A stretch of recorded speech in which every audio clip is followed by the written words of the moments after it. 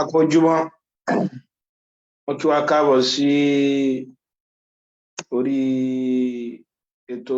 JAMB UTME series. Pẹ̀lú ògo Ọlọ́run bá máa mú ní kánmọ́kánmọ́, a máa bẹ̀rẹ̀ níbi tí a bá ẹ̀kọ́ náà dé lánàá. So lánàá a bẹ̀rẹ̀ differentiation. Àṣàlàyé fún wa pé orúkọ míì tá a máa ń pè differentiation òun náà ni differential coefficient tàbí derivative. So tàbí gradient of a function. Àṣàlàyé pé ọ̀nà tá a lè mọ̀ gbà wá gradient sí kọ́ọ̀fù kan. So òun náà ni kíni o? Òun náà là ń pè ní differentiation. Àdẹ̀gbé wá láti agbọ́n ní first principle. A ní first principle òun náà ni algebraic way. Tẹ́pà fi mọ́ ṣe kíni o? Tá a fi lè mọ̀ wá derivative function kan. Tá a bá gbàgbé, a ní tá a bá ní f of x, derivative yẹn tí ń ṣe differentiation àti differential coefficient yẹn yóò mọ̀ jẹ́ f prime of x ní functional notation. Ó dẹ̀ sì lè jẹ́ dy dx ní Leibniz notation. Àlóhùn náà ní kíni o? Limit as h tends to 0 f of s plus h minus f of s divided by h. Bùkátà láti ha sórí o, a lè derive gẹ́gẹ́ bí a ṣe derive ẹ̀ lánàá náà. A sọ àwọn standard derivative oríṣiríṣi tó yẹ ká mọ̀ lágbárí a derive ọ̀pọ̀lọpọ̀ wọn. Òun náà ní lákòótán tí n bá ní y bí pé ó jẹ́ s raised by n, mo ń dy dx mi yóò mọ̀ fún mi ní kíni o? Yóò mọ̀ fún mi ní nx n minus 1. Òun náà ní pé tí n bá ní y is equal to 5x raised by 3. Ẹ mọ́ dára yín láàmú. Èyí tí derivative rẹ̀ ó jẹ́ náà ní pé kíni o? Màá máa multiply index yìí. Index tí mo ní bí báyìí 3 ni o. Màá máa multiply 3 yìí pẹ̀lú àwọn number base yẹn. Yóò mọ̀ jẹ́ 3 times 5x ẹgbẹ́ yóò mọ̀ jẹ́ 15x. Màá máa yọ 1 kúrò nínú index àtijọ́ yẹn láti fi get index titun. Ṣé ẹ pé 3 mo ní tẹ́lẹ̀ ń wá yọ 1 kúrò ńbẹ̀ yóò máa jẹ́ 2. So 15x square. A dẹ̀ ṣàlàyé pé lọ́pọ̀lọpọ̀ ọgbà a lè bọ́ rí function wa ní polynomial. Bí a ti bá nírú nǹkan báyìí, 5x raised by 3 plus 2x square plus 9. Ìgbà yẹn mo ní linearity property ó mọ̀ wọlé. Torí derivative wa náà satisfy linearity property. Òun náà ní pé tí n bá ní d dx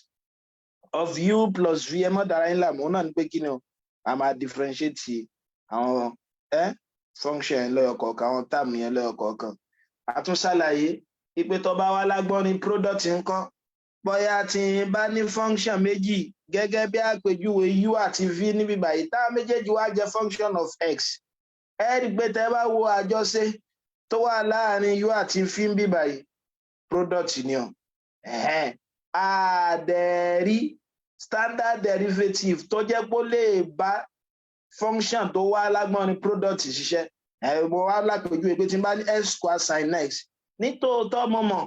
láti bí standard derivative mi pé derivative x square 2x ni ó mọ̀ jẹ́.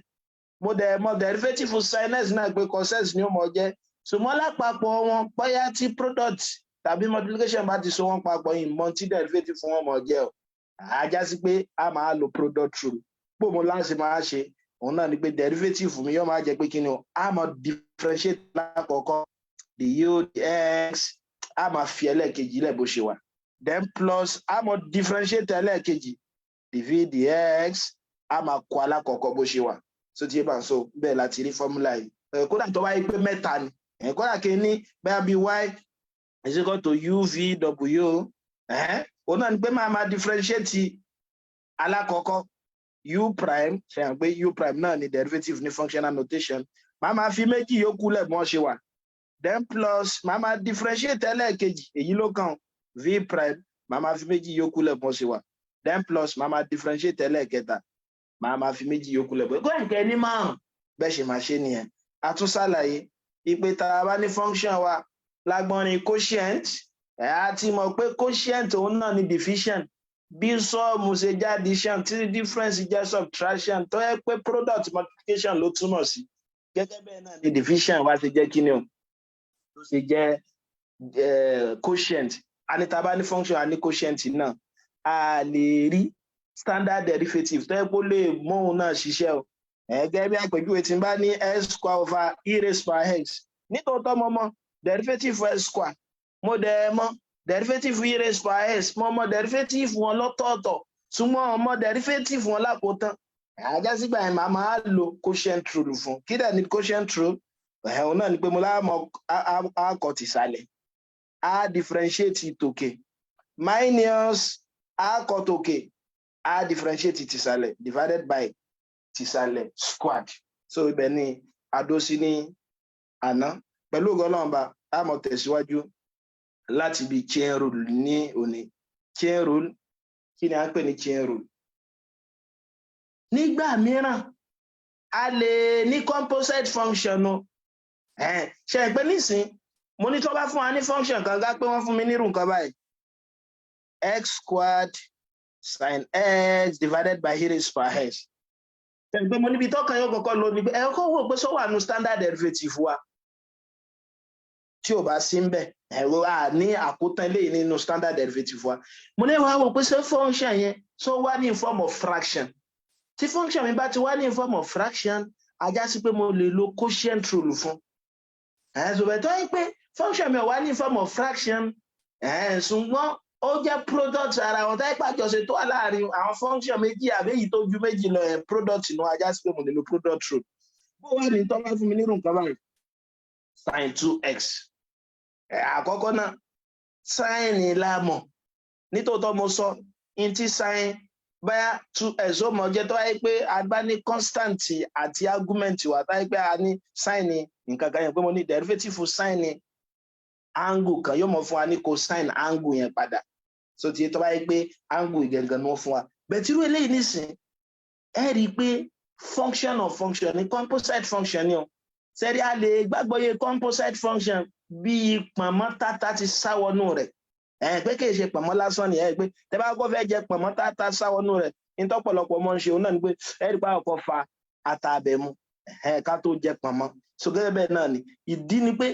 a lè ya àwọn méjèèjì ṣe pé mọ́ àwọn àpẹẹrẹ tá a ti mọ̀ ṣe tẹ́lẹ̀ x square sin x sin dá dúró gẹ́gẹ́ bí function kan fúnra lára rẹ̀ x square náà dá dúró gẹ́gẹ́ bí function kan fúnra lára rẹ̀ mo rò bóyá wa báwọn ṣùgbọ́n lẹ́yìn nísìn ilé ya 2x yóò ọ̀yà ẹ ti pé tí bá ya 2x nísìn kí ló kún lẹ̀ sin ẹ ti gbẹ̀sẹ̀ báwọn so ti yé báwọn torí sin ò lè dá dúró àyàfi kó yẹ kó ní argument ni àwọn bóyá bí angle yẹn ní bíbá yẹ argument yẹn jẹ́ 2x ajá sí pé tó bá ti káwọ́ nú ara wọn báyìí a máa pè ní function of function mo bó ti mẹ́ àpẹẹrẹ mìíràn ni pé tí n bá ní bóyá bí irú nǹkan báyìí mo ní 2x minus 3 everything raised by 7 function of function náà lòun náà fà torí function kan lélẹ̀ mo rò bó ti yé mi báwọn function kan ní gbogbo ẹ̀ náà lákòótán ajá sí pé n lè yà wọ́n torí nísìnyí ẹ rí i pé tí n bá ṣe kí ni o tí n bá pa ti ògì ní ọ̀rẹ́ ẹ rí i pé sẹ́wọ̀n kan mọ̀ wà lókè bí kẹ́ ju ọmọ sókè ṣe yóò bá láàkáyè mu kí ẹ mọ́ fọwọ́ pàdé rẹ̀ padà tó ti bá tó tábà tí inú àwọn nǹkan báyìí function of function ni ajá sí pé tẹ̀ bá fẹ́ kí function of function kọ́ mọ́ dàpọ̀ mọ́ product rule ní tẹ́mọ̀ wù náà ni pé kí ni o ṣé mo lè yẹ àwọn function yẹn tó àyè pé ti lè yẹ àwọn function yẹn product lẹ́mọ̀ lò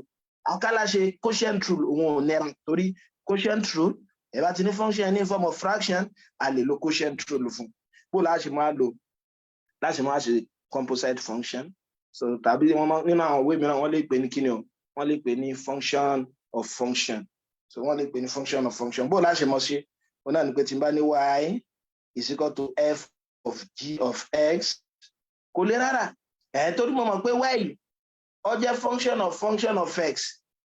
tí n bá jẹ́ bàbá fún yín tẹ́nìkan náà jẹ́ bàbá fẹ́mi ajá sí pé bàbá mi ọmọ jẹ́ bàbá yín ẹ ti gẹ́tì ẹ̀ báwọn ìtumọ̀ rẹ̀ náà nìyẹn òwe eléyìí ní sẹ́ ajá sí pé tí n bá fi u mi ṣe g of x màá wá differentiate ẹ pé differentiate dependent variable mi bíbá yìí ti jẹ́ kí ni o ó ti jẹ́ u yóò máa jẹ́ du dx pé láti bíbá yìí máa máa mọ kí ni o du dx nísìnyí báyìí y mi ó máa jẹ́ kí ni o mo ti fi arákùnrin yìí ṣe u yóò máa jẹ́ f of u ọ̀yà kí ni derivative tí mo lè fàyọ bíbá yìí dy du so ti yé mi báwọn torí dependent variable mi báyìí y ni o ajá sí pé dy dx mi yóò máa jẹ product méjì jẹ́ mọ́ ṣàkíyèsí o dy du times du dx pé tẹ́ bá kíyèsí du ó padà gé du kí lá padà mọ́ nílẹ̀ dy dx ilé ìlà máa ń pè ní chain rule bùkátà láti ha sórí rárá ìtẹ́mọ̀ ṣe náà ni pé dy dx ní wàá kọ báyìí dy dx ní wàá gbé du sí ìsàlẹ̀ lè du sókè lè nínú àwọn àpẹẹrẹ tá a bá débi àwọn application náà ni pé bẹ́ẹ̀ ní sí kódà mo lè ní dv dr tí n bá fẹ́ yọ lágbọ́nrin tí tàbí tí n bá ní dv dr so ti yé báwọn tó wá jẹ́ pé mo fẹ́ rí with respect to t ajá sí pé mo lè kọ́kọ́ kọ dv dr yóò máa jẹ dt mo bó ti yé mi báwọn tàbí tó wáyé pé nígbà míì ẹ lè kọ pé dh dt so ti yé báwọn so eléyìí lè jẹ́ kí ni o dh dt a rí pé du ẹ rí pé chain rule nìyẹn tẹ́ bá ṣàkíyèsí so eléyìí ó padà mọ gẹ́ra wọn á padà máa ní ìta nílẹ̀ bó la ṣe máa ṣe ọyẹ jẹ́ wá mọ àwọn àpẹẹrẹ wa lọ́yọ̀ kọ̀ọ̀kan yín padà sọ ọ̀nà tó yá kánmọ́kánmọ́ tá a lè gbà ṣe o ká pé y mi jẹ́ 2x minus 3 raised power 7 ẹ wá fi function kan ṣe u èyí tẹ́ ẹ mọ̀ fi ṣe u yẹn ni òun èyí tó jẹ́ pé tẹ́ ẹ bá yọ kúrò ẹlẹ́ẹ̀kejì wọn ò lè dá dúró mọ́ tí n bá mú 7 fi ṣe u nísìn eléyìí ó sì lè dá dúró náà function 2x minus 3 sì lè dá dúró ṣùgbọ́n tí n bá mú u mi ṣe 2x minus 3 ẹ rí i pé 7 yóò sì mọ hangi lókè ajá sí pé u yẹn ọ̀nà àkọ́kọ́ nìyẹn tàbí ọ̀nà kejì tẹ́lẹ̀ máa ronú gbà tẹ́lẹ̀ máa mú u ni pé èyí tó wáyé pé ó ní x nínú èyí tó bá ní independent variable yín nínú àwọn pé tí bá ní sin 2x kí ni u mi ọmọ jẹ́ bí báyìí 2x ẹ rí i pé tẹ́ bá lo àkọ́kọ́ fún pé èyí tó jẹ́ pé tá a bá yọ bóyá iyọ̀ ni nínú ọbẹ̀ tá a bá ti yọ kó nínú ọbẹ̀ ọbẹ̀ ò ní dùn mọ́ so tí yé bá rí i pé tí bá yọ 2x bí báyìí mo ti gbẹ̀sẹ̀ ajá sí pé mo lè lo ìyẹn fún u tàbí kọ́ yẹ pé ìtọ́ ayé pé ó ní x ni ẹ mọ̀ lò fún ọ̀dà kápẹ́ bá nírú nǹkan báyìí nǹkan mo ní ln 5s plus 3 kí lẹ lérò pé mo lò fún u mi bí báyìí 5s plus 3 ẹ ti gẹ́gẹ́ bá ó lè wá lóríṣiríṣi ọ̀nà ọ̀dà tí n bá ní e raised power 7s plus 9 kí ni mo lò fún u mi 7s plus 9 ẹ dákun sọ àgbọ̀ yìí báyìí so ajá sí pé u mi ọmọ jẹ́ 2s minus 3 yín wá differentiate ẹ̀ yóò máa jẹ du dx kí ni derivative eléyìí with respect to x ṣe à ń pé 2 ni o àti mọ̀ pé 2s yóò fún 1 2 derivative constant 0 ní gẹ́gẹ́ báyìí ṣàlàyé lánàá ẹ wá padà wá síbi ìbéèrè tí wọ́n fún mi ajá sí pé y mi sí ọmọ jẹ́ kí ni o mo ti fẹ́ eléyìí ṣe kí ni u raised to power 7 so yóò àǹtí mo ṣe ed gba ti fi dàdàngọ́mì ṣe u o ayé raised to power 7 báyìí màmá ni dy du kí ni dy du náà ni pé kí n differentiate y with respect to u kí ni derivative u raised to power 7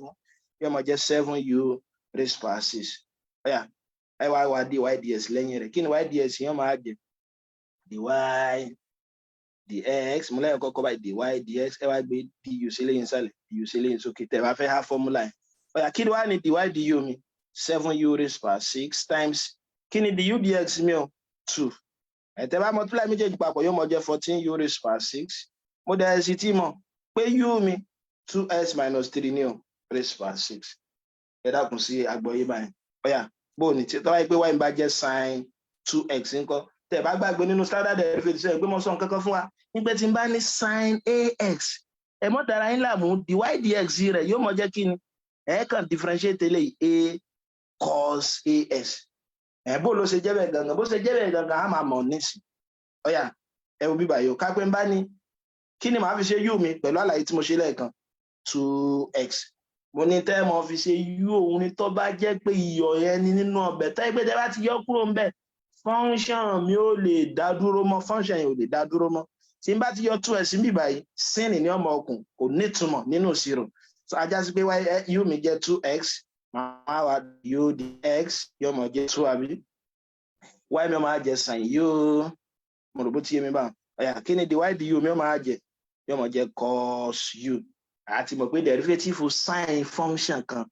cos function yẹn derivative cos function kan minus sin function yẹn ẹ dákun jáde mọ́ so màmá padà síbi ìbéèrè mi ajá sí pé formula chain rule mi dy dx ẹ mọ́ ha sórí yóò jẹ́ dy dx ẹ wá gbé du síbí báyìí kí dẹ̀ ni dy du mi dy du cos u times kí ni du dx 2 mo lè rí sọ pé ó jẹ́ cos 2u ẹ mọ́ ṣàṣìṣe yẹn torí eléyìí ó dá dúró fúnra rẹ̀ argument yẹn ti cos lóní màmá ní kí ni 2 cos u kí dẹ̀ ni u mi 2s yóò jẹ́ 2 cos 2s ẹ dákun ṣe agbálá yìí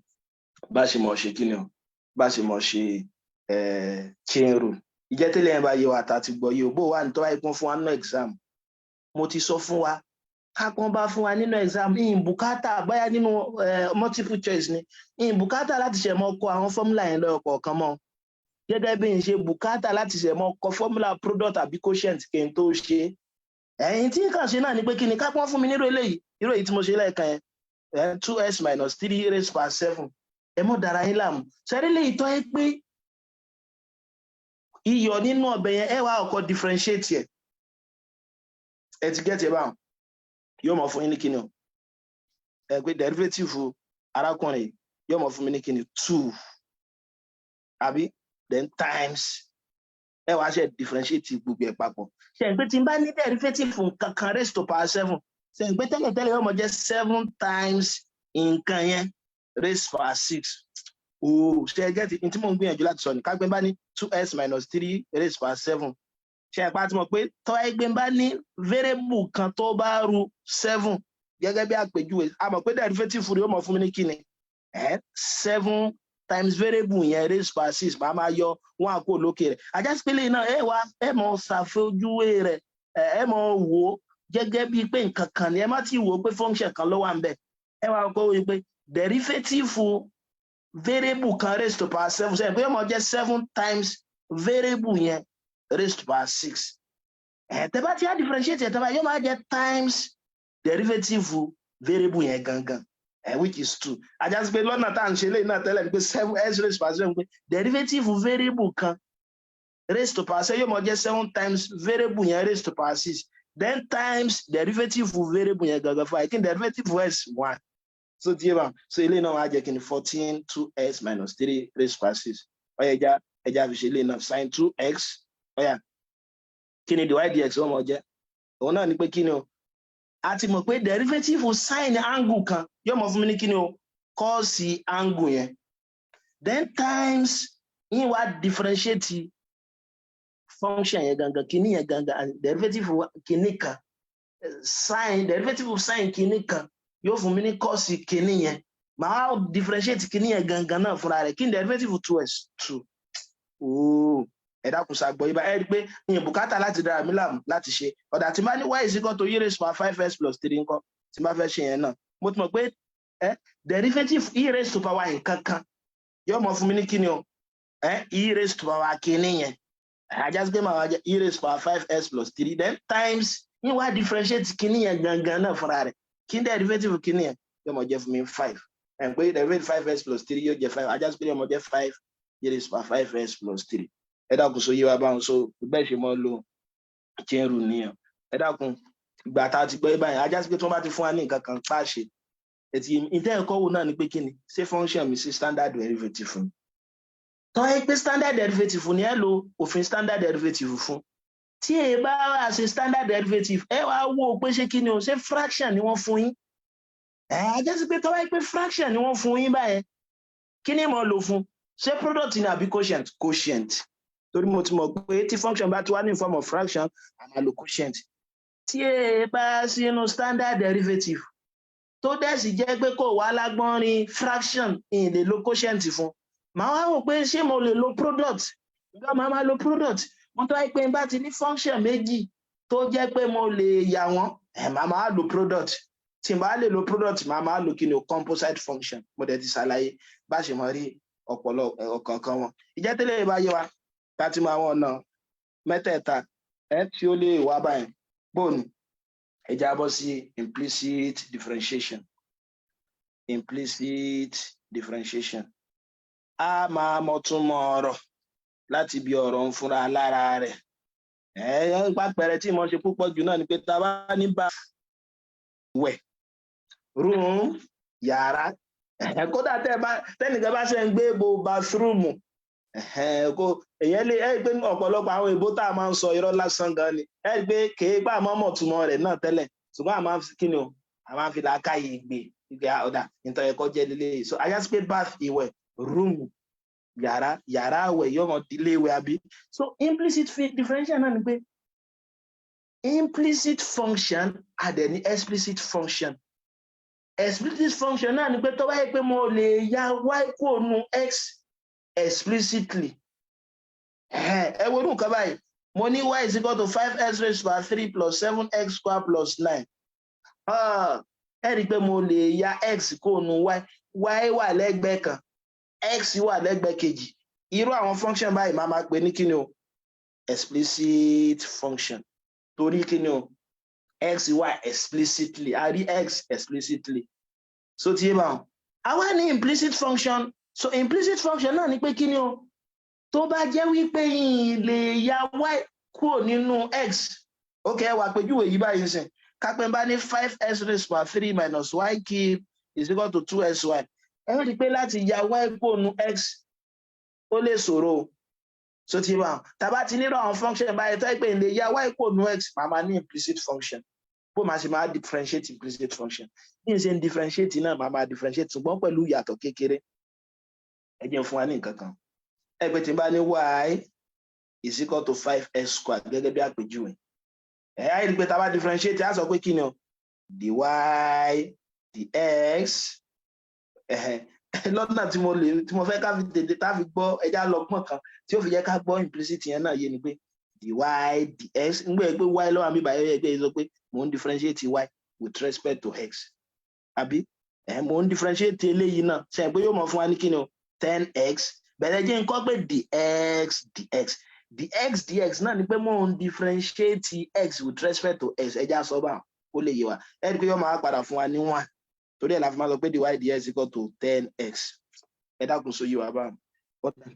tó bá yẹ kó wá fún àpapọ̀ nǹkan ká tó wà ní kẹ́ ń differentiate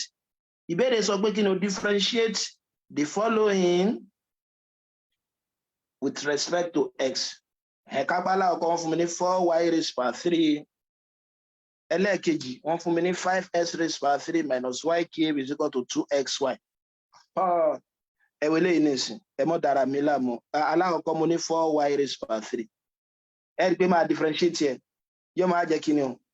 12 y squared dy dx ní tí ọmọ jẹ́ ni torí y mo differentiate ẹ mọ́ gbàgbé tí mo sọ níbà mo ní y is equal to x cube ṣe n pé derivative y 1 ni ọmọ jẹ́ àbí yóò máa jẹ́ 1 dy dx láfikọ́ dy dx ọ̀yà derivative of x cube òun náà máa jẹ́ kí ni o 3x squared dx dx I differentiate x with respect to x ṣùgbọ́n dx dx 1 ni ọmọ fún mi láfi máa ń kọ 3x squared eléyìí náà ń sìn ló ti yé wa sẹ́yìn pé yóò máa jẹ́ kí ni o 12y squared dy dx ntí derivative rẹ̀ ó jẹ́ nìyẹn ntí dy dx rẹ̀ ó jẹ́ nìyẹn so ti yé wa so ntí dy dx rẹ̀ ó jẹ́ ẹ dákun ṣe àgbọ́yé tá bá differentiate yẹn so tá bá differentiate ó yẹ wọlé kejì ní ìsìn mo ní 5x cube minus y cube is equal to 5xy 2xy implicit lòun náà ó yá ajá sí pé mo sì ti mọ̀ pé differentiation mi satisfy linearity property ó yá jẹ́ mo differentiate ẹ̀ lọ́kọ̀ọ̀kan yóò máa jẹ́ kí ni ilé ọmọ jẹ́ 15x square ẹ̀sẹ̀ pé káwọ́ pé ds torí x mo differentiate with respect to x ó yá then ilé ọmọ jẹ́ kí ni derivative y cube 3y squared ó yá já sàmì rẹ̀ wọ́n mọ̀ jẹ́ kí ni dy dx so ti mi báwọn ó yá ilé kẹta ńkọ́ ẹ rí pé 2xy bí product lòun náà ẹ̀dẹ̀ mọ́ gbà pé tá bá fẹ́ differentiate product máa differentiate alákọ̀ọ́kọ́ kí ni derivative x with respect to x pé 1 bẹ̀ torí pé x mo differentiate yóò mọ̀ jẹ́ dx dx máa kó ẹlẹ́ẹ̀kejì ilẹ̀ bó ṣe wà y mo bó ti ń bá then plus máa differentiate ẹlẹ́ẹ̀kejì kí ni derivative y ṣe pé 1 ni ó mọ̀ jẹ́ dy dx máa fa alákọ̀ọ́kọ́ lẹ̀ bó ṣe wà 2x ẹ dákun sí ní tí mo ṣe ń bẹ̀yẹn yé wa ẹ ti rí ẹ rí pé mo ní 2xy ṣe pé product rule ẹ ká lò fún a differentiate alákọ̀ọ́kọ́ kí ni derivative 2x 2 àbí bẹ́ẹ̀ torí pé x mo differentiate mo ní ẹja fi ds ìní fi sí nínú àwọn àpẹẹrẹ tí bá ń bọ̀ mo kàn fẹ́ ká ìtè gbọ́ yé ni o màá máa kọ ẹlẹ́ẹ̀kejì ilẹ̀ bó ṣe wà y then plus màá differentiate ẹlẹ́ẹ̀kejì kí n derivative y pé wọn àìsùnmọ́ tó pé y bọ̀ ń differentiate yọmọ jẹ́ dy dx màá máa fa aláwọ̀ kọ́lẹ̀ bó ṣe wà 2x so ti bá so ńlá fi ní bíbá yìí ajá sí pé tí n bá ṣe é síwájú sí kí lélẹ́yìn ọmọ jẹ́ o màá máa ní 15x squared nígbà pé ds1 ni ọmọ fún mi àbí minus 3y squared dy dx àbí is equal to 2y ds1 lòun náà jẹ bẹ́ẹ̀ ẹgbẹ́ wọn sọ fún yìí tó bá ti jẹ́ pé s ni mò ń differentiate in bùkátà láti ṣẹ̀ mọ́ kọ́ nǹkan kan sí mọ́ ìní kọ́ sí nínú àpẹẹrẹ tó ń bọ̀ then plus 2s dy dx gbé pé dy dx mo fẹ́ wá màá máa lo dy ds láti fi sí subject of the formula ẹ jẹ́ n collect like times ilé ọmọ jẹ́ 15x squared ẹ jẹ́ n gbé dàdà gọ́mí yìí wá sí ẹgbẹ́ yìí ṣe pé ọmọ jẹ́ minus 2y is equal to 2s dy dx ẹ jẹ́ n dárákùnrin yìí padà wọ́n mọ̀ jẹ́ plus 3y squared dy dx so ti yọ máa jẹ́ 15x squared minus 2y kí ni mo ní tó kọ́mọ̀ dy dx kí ló kún lẹ̀ 2s plus 3y squared so ti ń bá ajá sí pé dy dx mi ò kí ni ó máa jẹ́ máa divide both sides by 2s plus 3y squared yóò máa jẹ́ 15x squared minus 2y over 2s plus 3y squared so ti ń bá so sáà ní tó kọ́mọ̀ kò sí so n tí èsì answer mi ò jẹ́ nìyẹn n tí èsì answer mi ò jẹ́ nìyẹn ẹ jẹ́ tún fún wa ní ìkan eléyìí tó lágbára sí o ọ̀yà ẹ̀wẹ̀ eléyìí nìsín wọ́n ní differentiate lórí implicit náà ni o differentiate 3xy is equal to 2x squared plus 3y squared with respect to x ọ̀yà ẹ̀kọ́ náà láti ṣe kò lè ara o ṣé implicit ni àbí explicit implicit function torí ilé ya s kò nu y explicitly so ti ń bá ọ̀yà ajá sí pé máa kọ́ differentiate eléyìí so ti derivative eléyìí kí ni wọ́n mọ̀ fún mi pé product náà lálò fún function kan rè function kan náà délé màá máa differentiate aláwọ̀kọ́ kí ni derivative 3x 3 màá máa fi ẹlẹ́ẹ̀kejì ilẹ̀ bó ṣe wà y bẹ́ẹ̀ nígbà pé ẹ̀sìn mo differentiate in bùkátà láti kọ ds mọ́ sẹ́yìn pé mo ti sọ pé ní kọ́ mọ́ then plus màá máa differentiate ẹlẹ́ẹ̀kejì kí ni derivative y 1 ni o bẹ́ẹ̀ torí pé y ni mo differentiate màá máa fi dy dx màá máa fa aláwọ̀kọ́ lẹ̀ bó ṣe wà 3x so ti yé mi báwọn is equal to ilé ọmọ jẹ́ kí ni 4x so ti yé mi báwọn then plus 6y dy dx so yóò bá ti fi dy dx sí báyìí torí y ni a differentiate bí báyìí ọ̀yà màmá ṣe kí ni màmá collect like times ilé ọmọ jẹ́ kí ni 3x dy dx ẹgbẹ́ arákùnrin wá bí báyìí jáde kún kálukú sí mi yóò jẹ́ minus 6y dy dx is equal to 4s minus 3y so ti yé mi báwọn ẹ rí i pé dy dx mi kọ́ mọ̀ ilé ọmọ jẹ́ 3s minus 6y is equal to what 4s minus 3y so lẹ́yìn rẹ̀ ẹ rí i pé mo lè fi dy dx sí mi subject of the formula yóò mọ jẹ́ 4s minus 3y over 3s minus 6y ntí answer wo jẹ́ nìyẹn ẹ jẹ́ fún wa ní nǹkan bó ń tọ́ ẹ gbọ́n wá fún wa ní irú nǹkan báyìí nǹkan ẹ gbọ́n fún wa ní irú nǹkan báyìí mo ní e raised power xy plus y e raised power sin x is equal to 2x mo họ́ lórí ni ọ̀yà ẹ jẹ́ ká ṣe differentiate so that a fi lè apply in term ọ̀yà mo ní es raised power y plus y e sin s is equal to 2x ọ̀yà ẹ jẹ́ àmọ́ differentiate here with respect to x ṣe é pé function of function lélẹ́yìí so ti ajá sí pé tó ẹ pé bá differentiate rẹ̀ with respect to x kí ni màá máa sọ kalẹ̀ ṣe é pé tí bá differentiate the interest rẹ̀ á mọ̀ pé derivative e raised power kìíní kan yóò mọ̀ jẹ́ e raised to power kìíní yẹn màá wá differentiate function yìí gangan ṣe é pé yx mo ní bí báyìí kí ni ó máa kù tí bá differentiate x ń bẹ̀ yóò mọ̀ kún y so ti ń bá wọn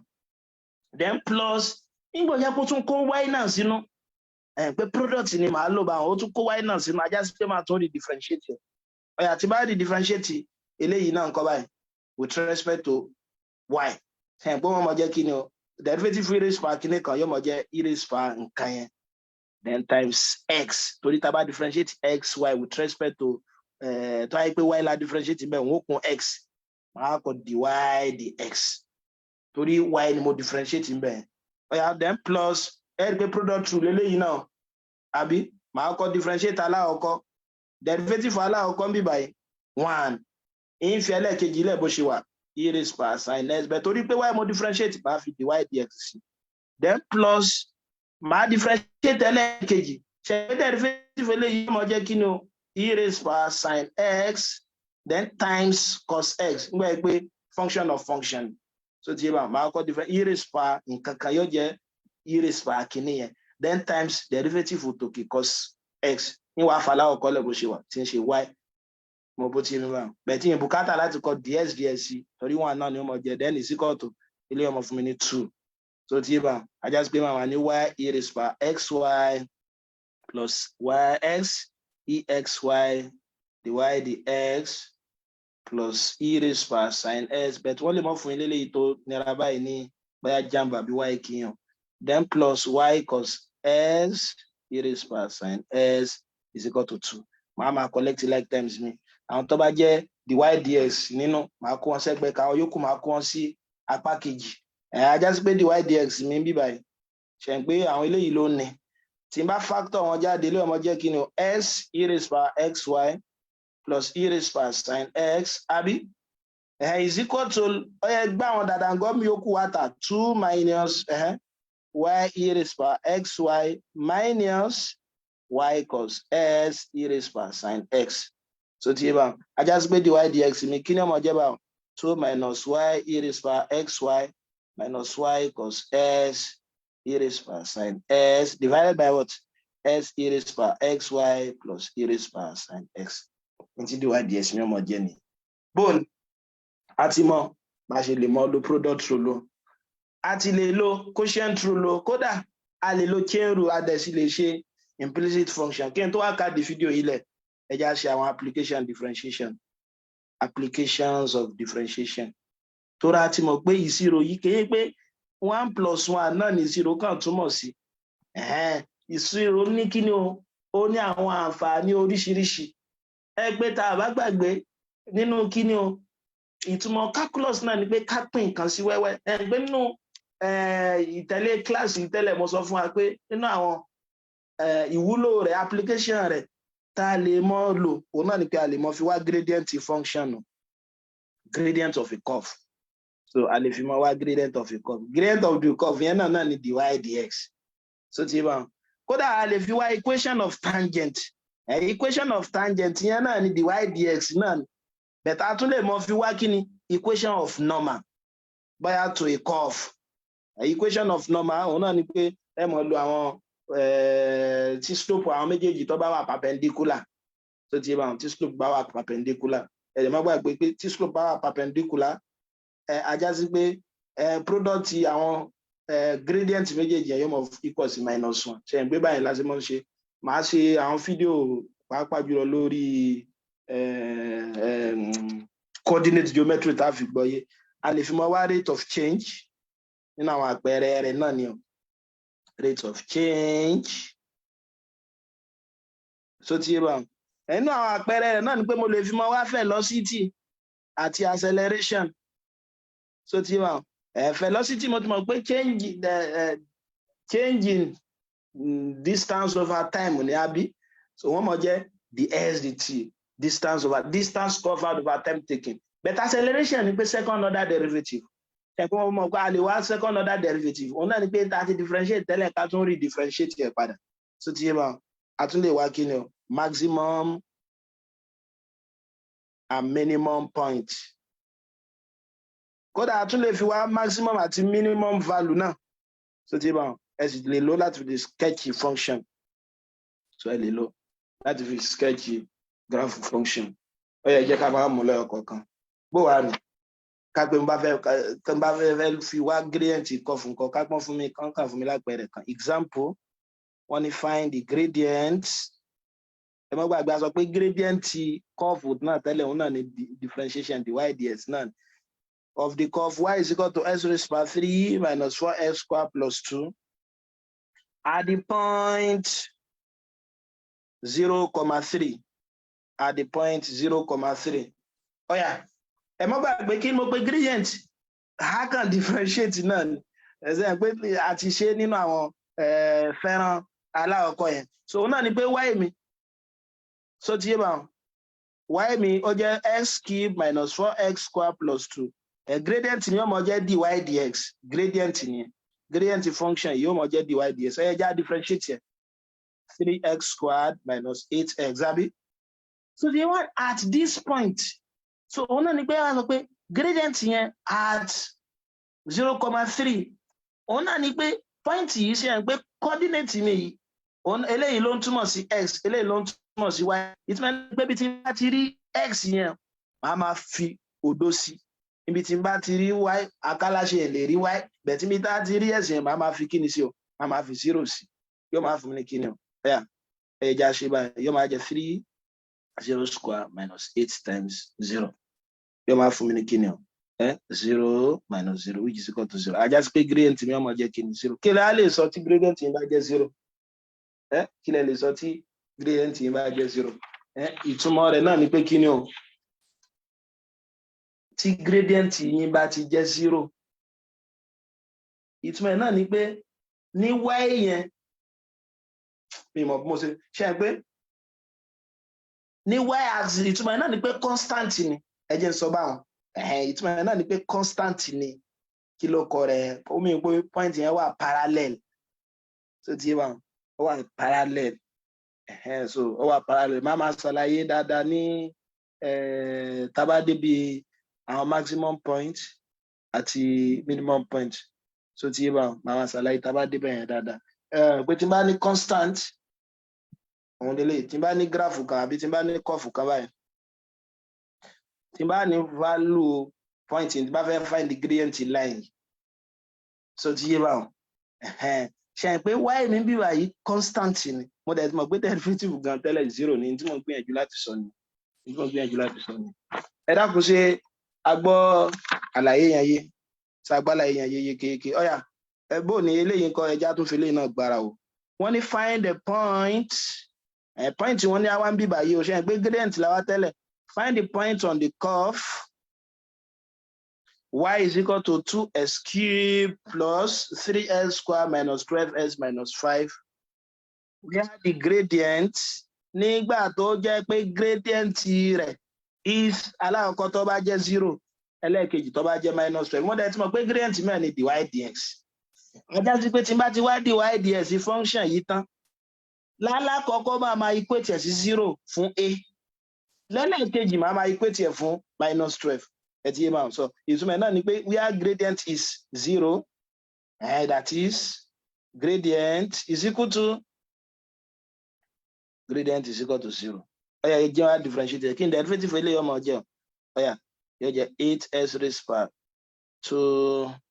àbí 6s raised power to plus 6x minus 12 is equal to 0 so tí n bá ẹ rí pé 6 kọ́ mo lè multiply through by 6 ilé ọmọ jẹ́ kí ni x square plus s minus 2 is equal to 0 ẹ rí pé ó ti ṣe kí ni o ó ti di quadratic equation nígbà pé point ni wọ́n fẹ́ ká wá ńgbà tí gradient yẹn jẹ́ 0 bó láti mọ wá quadratic equation tó bá ti jẹ́ pé monic ni tó yẹ pé coefficient highest degree bíbá tó bá yẹ pé 1 òun náà ni pé mọ́tà yín láàmú ẹ kàn wá kí ni àwọn factor 2 tó yẹ pé tí bá multiply pẹ̀lú ara rẹ̀ yóò mọ̀ fún mi ní minus 2 tí bá add ẹ̀ tí yóò mọ̀ fún mi ní 1 kí ni ẹ rí pé 2 minus 1 á jẹ́ sí wọ́n dára yín láàmú yóò mọ̀ jẹ́ x plus 2s minus 1 is equal to 0 so tí yín bá wọn ṣùgbọ́n tó bá yẹ pé fẹ́ wá fúnra yín náà ni pé pé lè yóò mọ̀ jẹ́ kí ni a omi jẹ́ 1 b mi jẹ́ kí ni 1 c mi jẹ́ minus 2 máa wọ́n pé kí ni máa multiply pẹ̀lú ara rẹ̀ tí yóò mọ̀ fún mi ní minus 2 tó yẹ pé tí n bá add yóò mọ̀ fún mi ní 1 kí ni yóò mọ̀ jẹ́ kí ni 2x minus x máa fi replace it àárín minus 2 is equal to 0 so tí x mi kọ́ mọ̀ yóò mọ̀ jẹ́ x plus 2 is equal to 0 sorry 1 lélẹ̀ ajá sí pé màmá ní kí ni s minus 1 s plus 2 is equal to 0 so ẹ pé kankan náà bẹ́ẹ̀ tó bá ti jẹ́ pé monic tẹ́ bá ti máa wọn factor yẹn ẹ kàn gbé sí ẹ bùkátà láti dára yín láàmú tó ti ẹ̀yin méjì wà nù yàrá ẹ wá gbóòórùn so ajá sí pé tí ẹ bá ṣe ẹ̀yin ẹnì kejì ní nà so tí product number méjì bá jẹ́ 0 ajá sí pé kan nù àwọn function ni ó mọ̀ jẹ́ 0 ìkan nù àwọn number ni ó mọ̀ jẹ́ 0 s minus 1 is equal to 0 or s plus 2 is equal to 0 s mi ó mọ̀ jẹ́ 1 or s is equal to minus 2 lẹ́nu kejì ń sìn bó máa ṣe ṣe òun náà mọ̀ jẹ́ kí n ṣe pé b mi òun náà ní kéye mọ equate derivative mi kọ́ mọ jẹ́ minus 12 ẹ̀bí wọ́n ní gradient yẹn kọ́ mọ jẹ́ minus 12 fún bẹ́ẹ̀ kí dẹ̀ ní gradient mi kí ni mo get ẹ̀ sí 6x squared plus 6s minus 12 ṣùgbọ́n yóò máa jẹ́ kí ni minus 12 fún bíbá so tí n bá yóò máa jẹ́ minus 12 fún bíbá tí n bá fẹ́ dára mi láàmú ṣe pé mo lè gbé dáadáa ngọ́ mi wọlé o yóò máa jẹ́ minus 12 plus 12 is equal to 0 kó kálukú sinmi ó ti dòdò àbí ilé ọmọ jẹ́ 6s square plus 6s equal to 0 àbí mo lè divide through by 6 gan yóò máa jẹ́ 6s square plus s equal to 0 s kọ́mọ yóò máa jẹ́ s plus 1 is equal to 0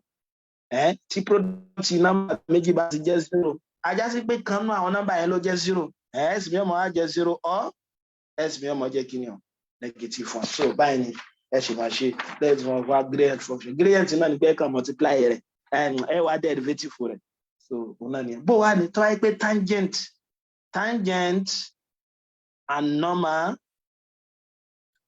to a curve ẹ mọ́ gbàgbé pé tangent tó bá ní ká wá tangent curve kan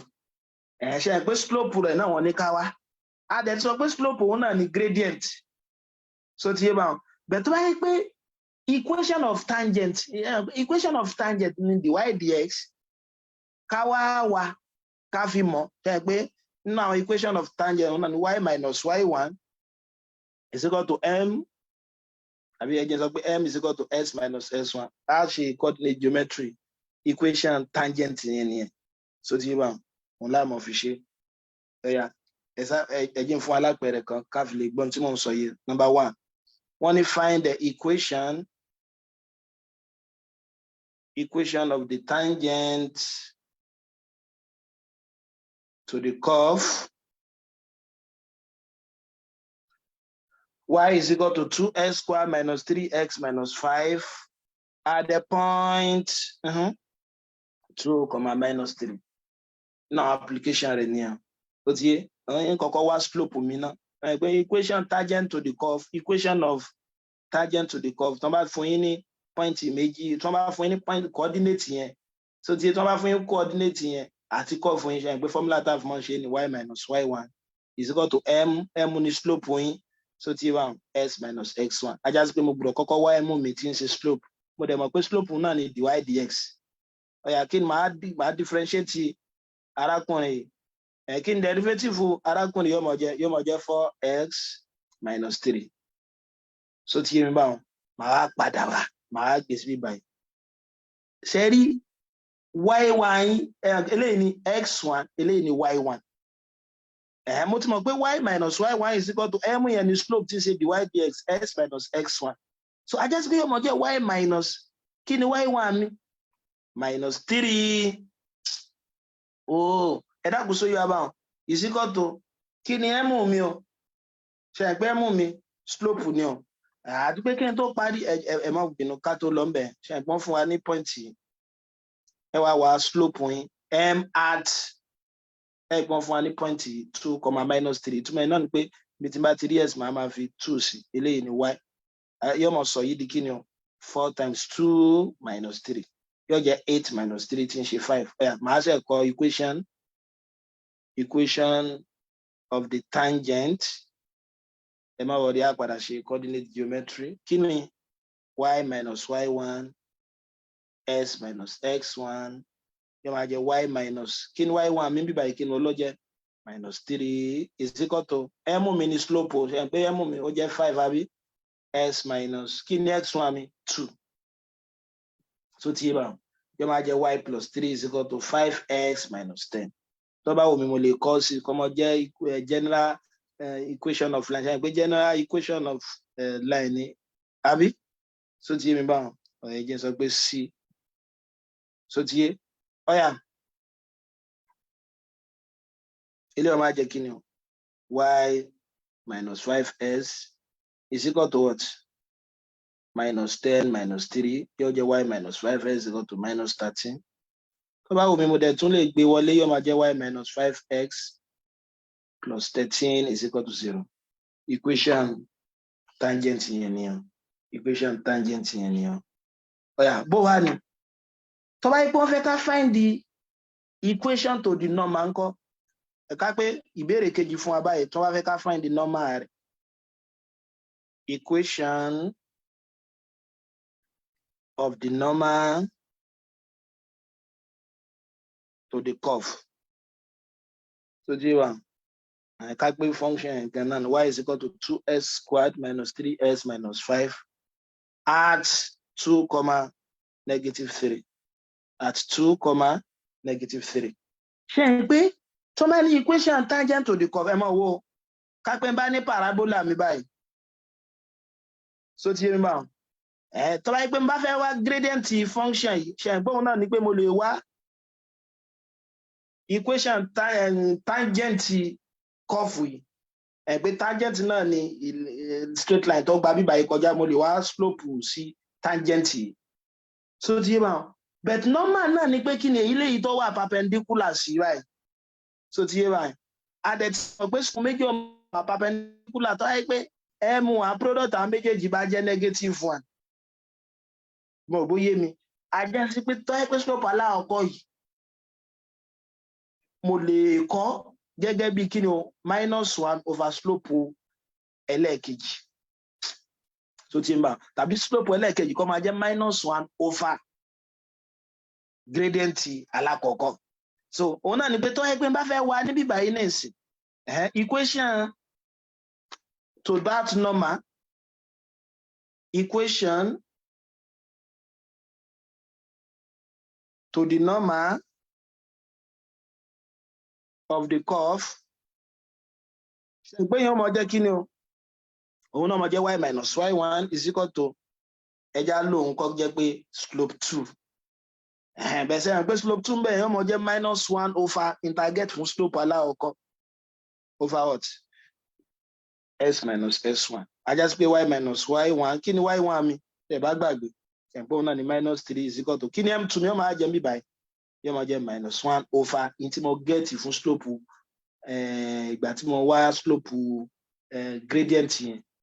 ìgbà tí mo wá slope gradient ìgbà tí mo wá slope yẹn ṣe pé òun ni 5 àbí yóò máa jẹ́ over 5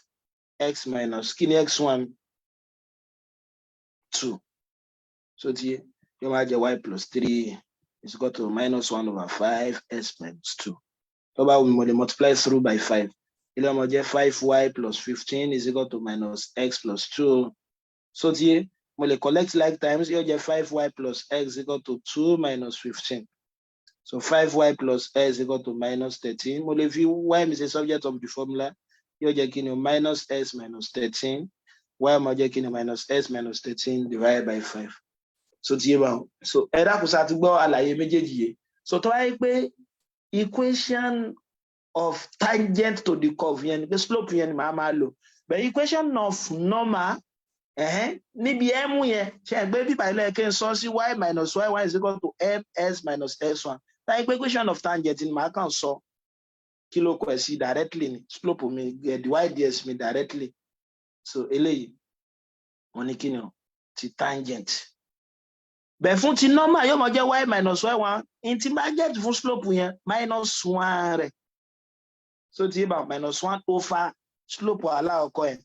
s minus x1. Òun náà ni equation of normal to the curve. Òun náà ni equation of normal to the curve. Ó máa ń jáde dáadáa. Nínú àwọn àpẹẹrẹ mìíràn,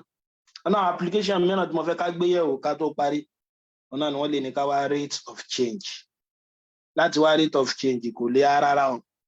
So ti bá wọn. In tá máa lò òun náà ni chain rule.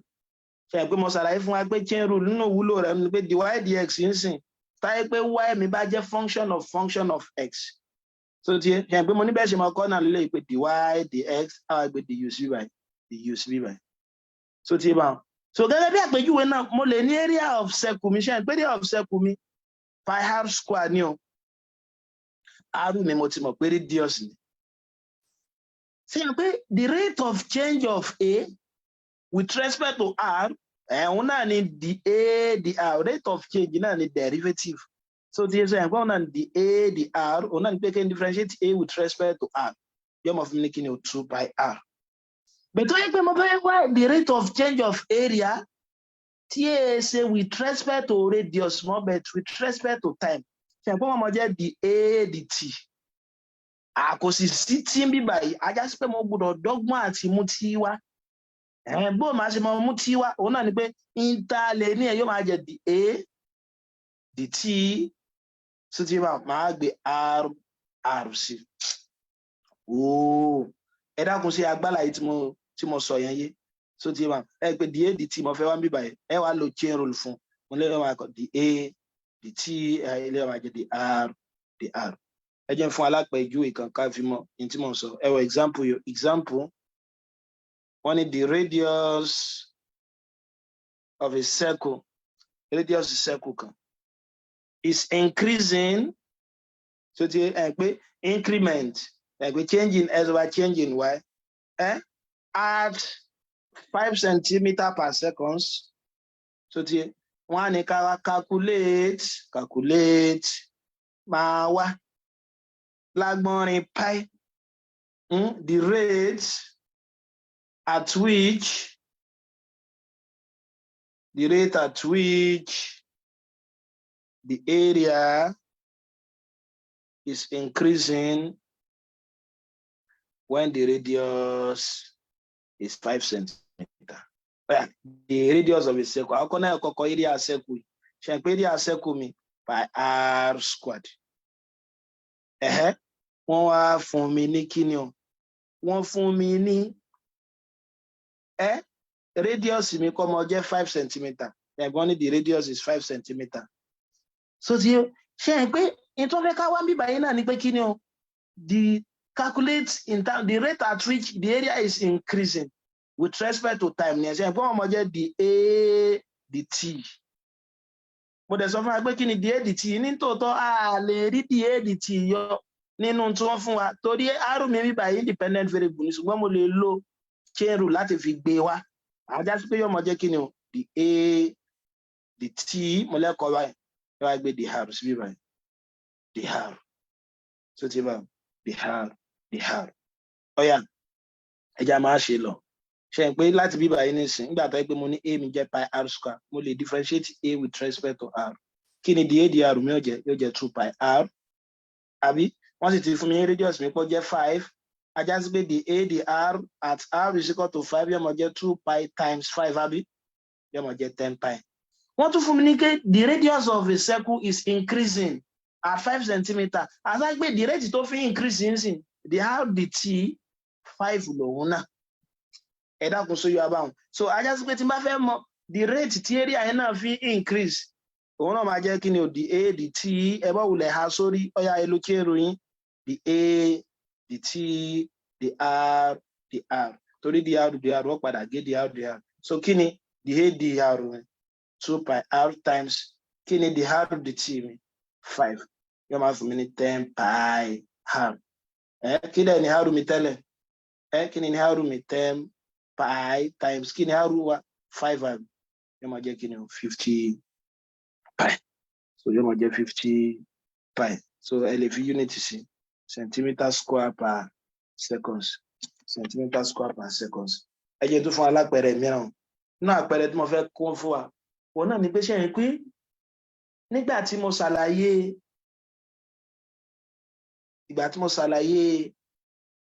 fún láti first principle yẹn mo ní ti bá ní point mi kan bí báyìí tó wá jẹ́ s comma f of x tó ti ń bá wọn tí bá tún ní point mi bí báyìí tó jẹ́ q tó ń jẹ́ kí ni s comma f of s plus h so ti bá wọn ṣe pé tẹ́ bá fẹ́ dára wa láàmú ṣe pé tá fi mọ eléyìí ni pé x ni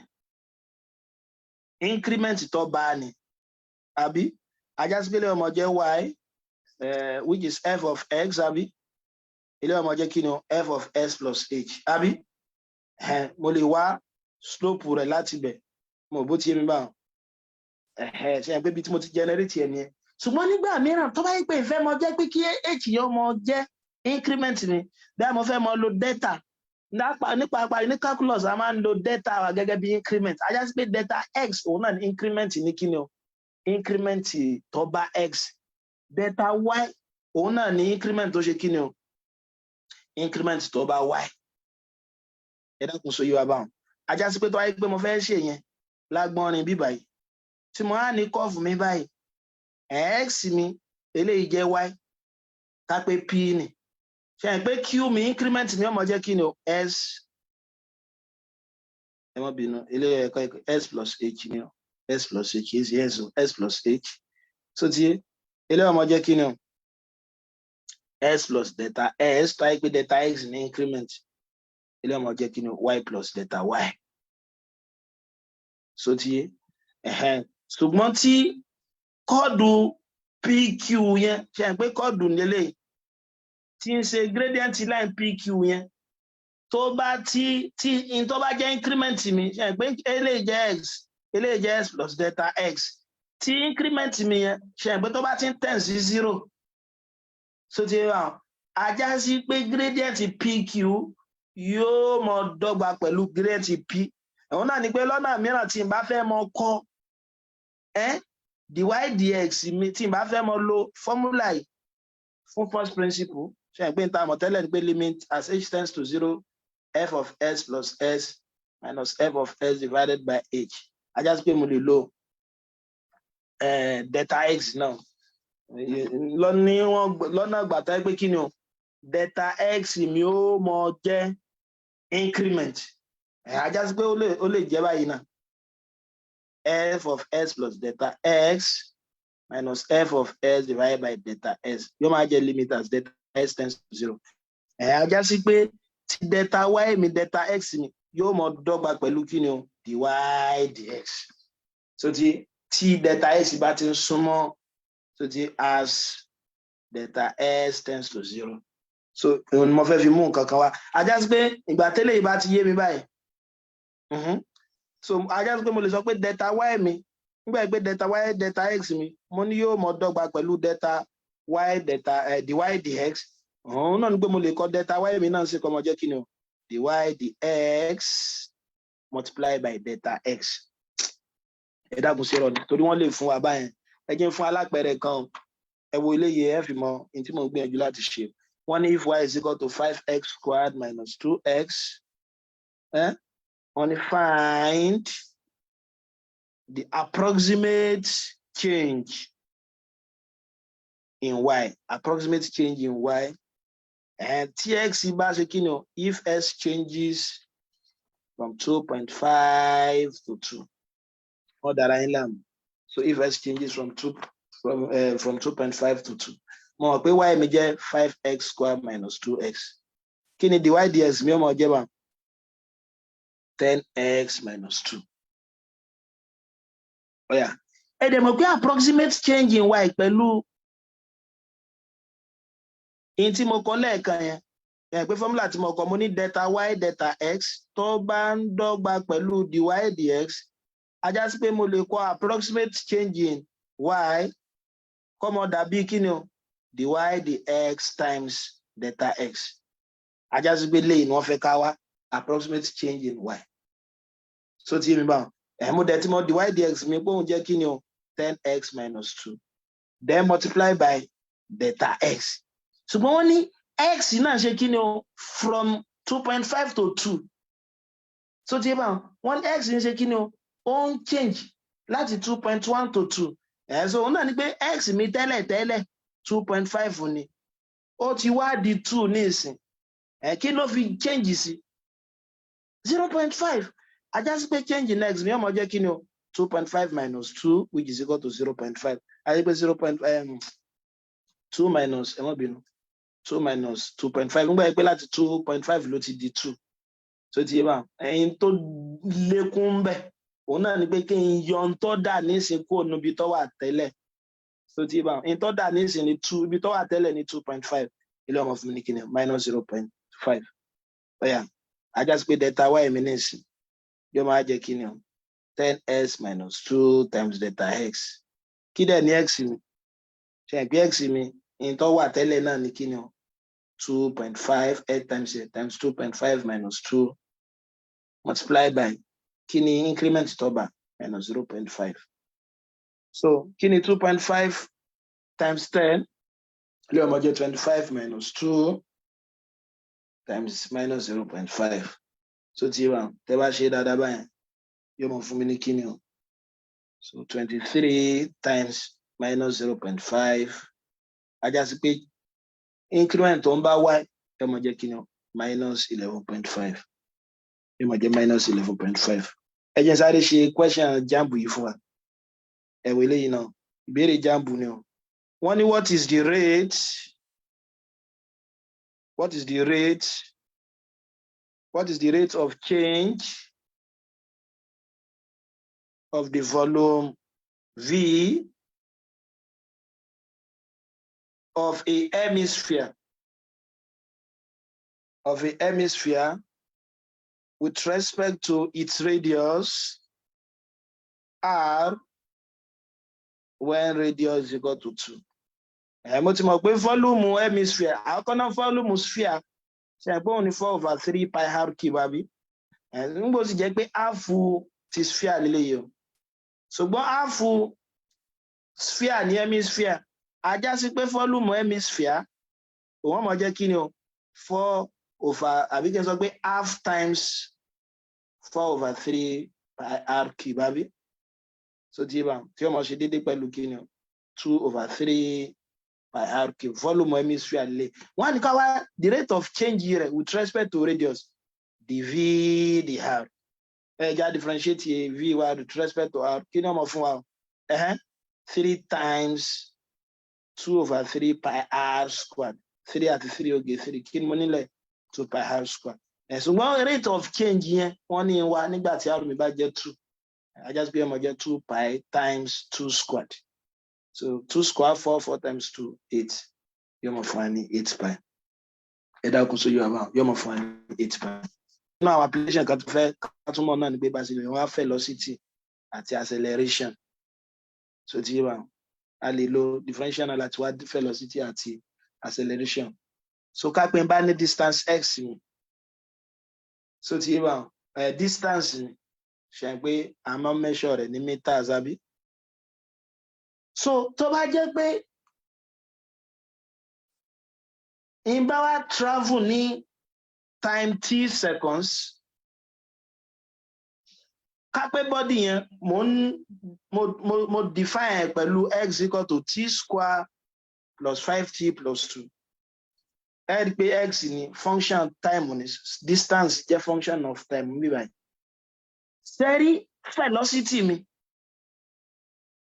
Òun náà ẹ mọ̀ pé velocity tẹ́lẹ̀ ni pé distance over time taken, the rate of change of time of distance with respect to time. Wọ́n máa jẹ́ s dt. Ajá sí pé màá differentiate body yẹn. Ṣé wá di acceleration? Ṣé pé the rate of change of velocity with respect to time. Wọ́n máa jẹ́ kí ni o dv dt. Ajá sí pé tí n bá differentiate tẹ́lẹ̀ màá differentiate ẹ̀ padà tí ó mọ̀ dọ́gba pẹ̀lú kí ni o the square s dt squared. Òun náà ni pé màá differentiate nígbà pé tí bá ti differentiate rẹ̀ tí bá ti get velocity tí bá tún rí differentiate velocity with respect to time ní tí bá get níbẹ̀ yẹn òun ní kí ni o òun ní acceleration. Ẹ dákun sójú wa báwọn. Ọ̀yà ká kún wá fún wa ní ìbéèrè kan ẹ jẹ́ á lo eléyìí náà ẹ jẹ́ fún wa ní ìbéèrè mi. Wọ́n ní the distance káfílì mọ̀ bí ṣe máa ń wá ó máa ń jáde dáadáa. The distance s meters. Wọ́n ló ṣèrìn àjò fẹ́ pé intẹ́nìkan fi ṣèrìn àjò rẹ̀ body in time t seconds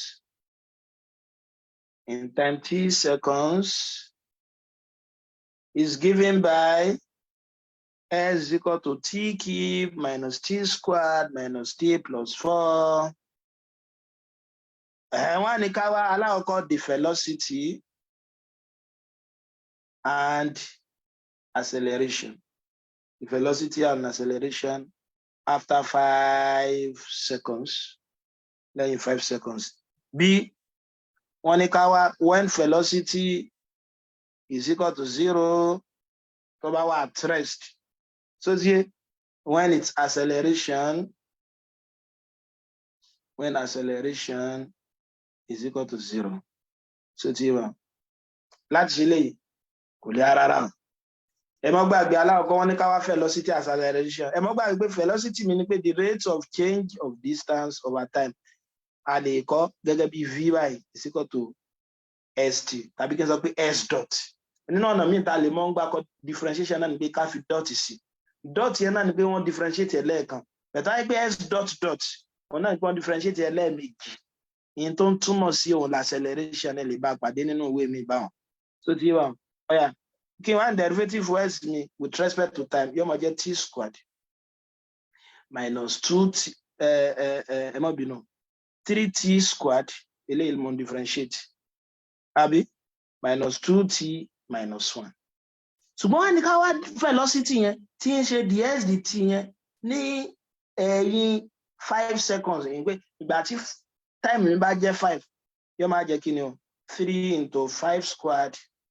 minus 2 times 5 minus 1 pé ibi tá a bá ti rí time tẹ́lẹ̀ ká fi 5 sí ilé yóò máa jẹ́ kí ni o 3 times 25 minus 10 minus 1 75 minus 10 minus 1 yóò máa jẹ́ kí ni o 64 meter per second. Tí n pé velocity ni ẹlẹ́ẹ̀kejì kí ni ìbéèrè kejì ó tún ní our acceleration at àbí after 5 seconds. Ẹ má gbàgbé pé acceleration mi rate of change of velocity with respect to time. Ìtumọ̀ náà ni pé kí ni ká máa differentiate kan order derivative fún distance with respect to time. Òun náà ni pé ẹ lè differentiate velocity lẹ́ẹ̀kan yóò fi fún yín acceleration. Tàbí kẹ́ ẹ differentiate distance lẹ́ẹ̀mejì with respect to time yóò fi fún yín acceleration. So ti báyìí lóṣù báyìí mo gbé ńgbà tí mo differentiate velocity mi dv dt mi náà ẹ má bínú. Mo ti mọ̀ pé v mi ti ń ṣe velocity ó jẹ́ 3t squared minus 2t minus 1. Ọ̀yà kí ni acceleration mi ó wá jẹ́ báwọn? Acceleration yóò máa jẹ́ dv dt mo la lè kọ́ gẹ́gẹ́ bí v dot tàbí kí ni o s dot dot. Níjẹ́ second order derivative of distance with respect to time. Tí n bá differentiate eléyìí lẹ́ẹ̀kan sí yóò máa jẹ́ 6t minus 2. Wọ́n á ní kí n wá acceleration dv dt nígbà tí time bá jẹ́ 5 seconds. Ibi tí bá ti rí tí mi báyìí máa fi 5 sí yóò máa jẹ́ 6 times 5 minus 2 30 minus 2 which is equal to 28. Kí ni unit tí wọ́n máa jẹ́ báwọn? Meter per second square. Ẹ dákun sí yàrá báwọn. So meter per second square. So nínú ìbéèrè mìíràn tí wọ́n á fẹ́ tán wọ́n ní when its velocity is 0 ká wá nígbà tí velocity bá jẹ́ 0. Ajá sí pé tí velocity mi bá jẹ́ 0 ẹlẹ́ẹ̀kẹta rí o. Ìgbà tí velocity mi bá jẹ́ 0 kí dẹ̀ ni velocity mi? 3t squared minus 2t minus 1 is equal to 0. Ó ti di quadratic equation báyìí o. Màmá wà quadratically. Ẹ má gbàgbé a mi jẹ́ 3, b is equal to minus 2, c is equal to minus 1.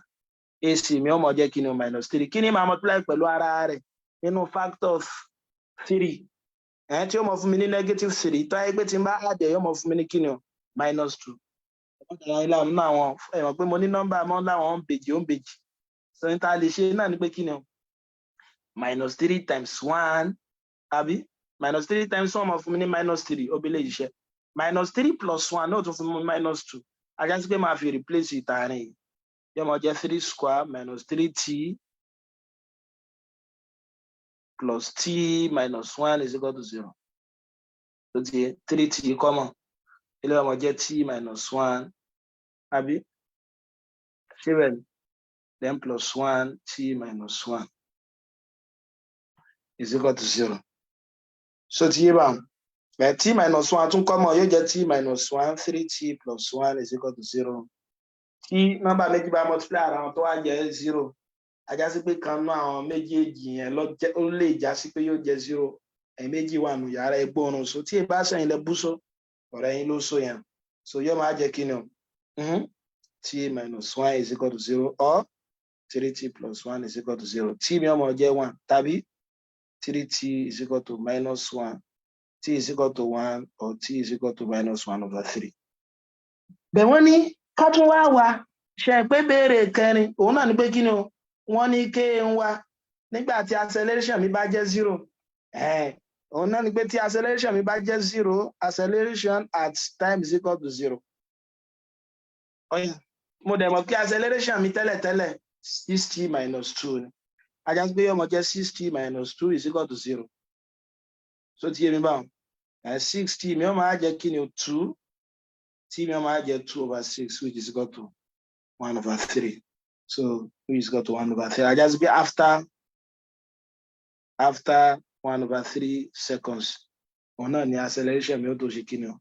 acceleration mi ó tó jẹ́ 0 ẹ dákun so yé wa ní tí mo fẹ́ ká gbọ́ yé mi báyìí náà ni pé tẹ́ bá ní body kan x so tí tó jẹ́ function t tí bá ń differentiate rẹ̀ with respect to t velocity ni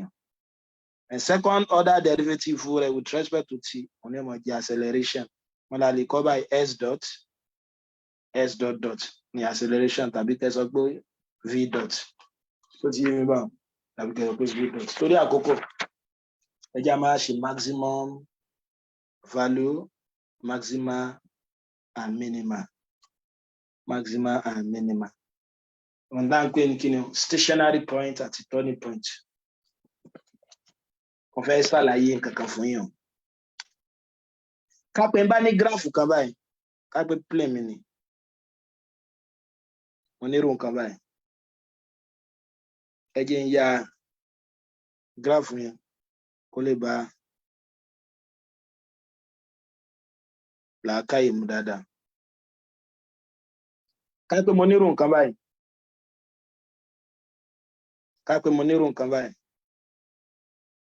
eléyìí kò ń bọ̀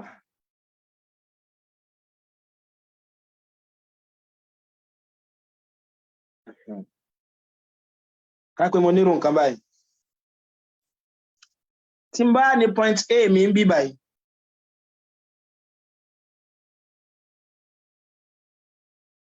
ká pé mo ní point A mi ní bí báyìí o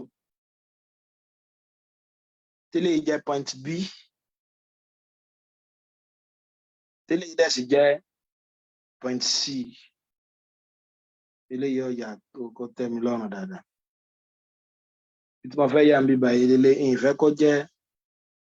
curve ẹja sọ pé mo nírú nǹkan báyìí ìfẹ́ kó tẹ́ pẹrẹsẹ ẹ̀rọ kápá nírú nǹkan báyìí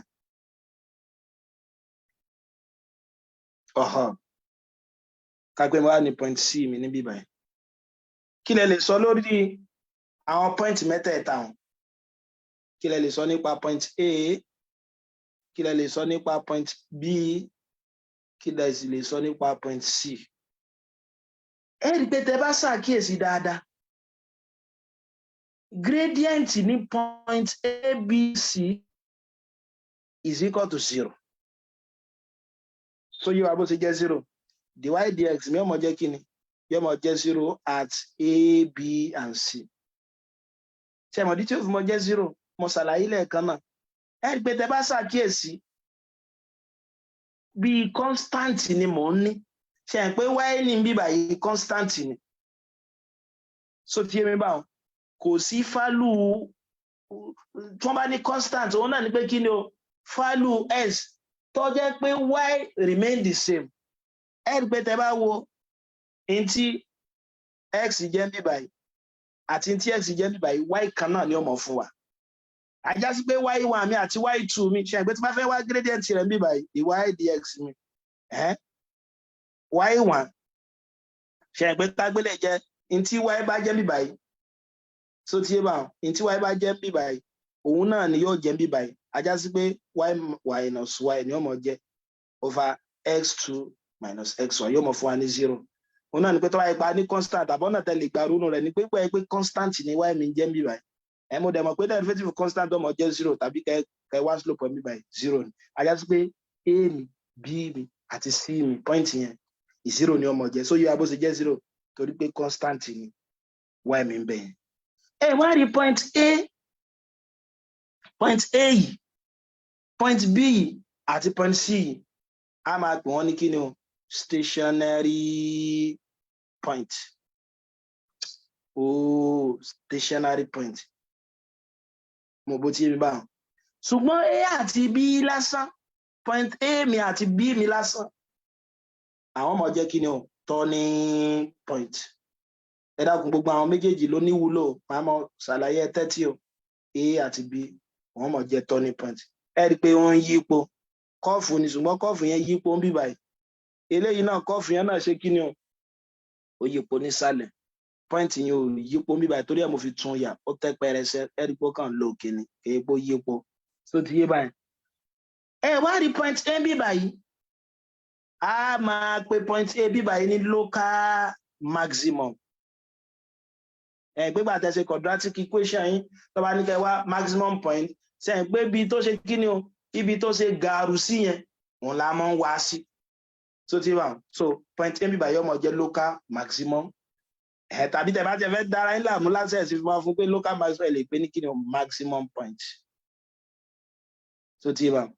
point B bí báyìí yóò mọ jẹ́ kí ni o local minimum tàbí kẹ́kàn pé ní kí ni o minimum point so ti mi bá so toro òun ni minimum value function yẹn ta lè rí ṣùgbọ́n point tí mo sọ fún wa pé kì í ṣe kí ni o kì í ṣe turning point nítòótọ́ stationary point ni ṣùgbọ́n kì í ṣe turning point torí tẹ́ bá ṣàkíyèsí kọ́ọ̀fù yín ò yí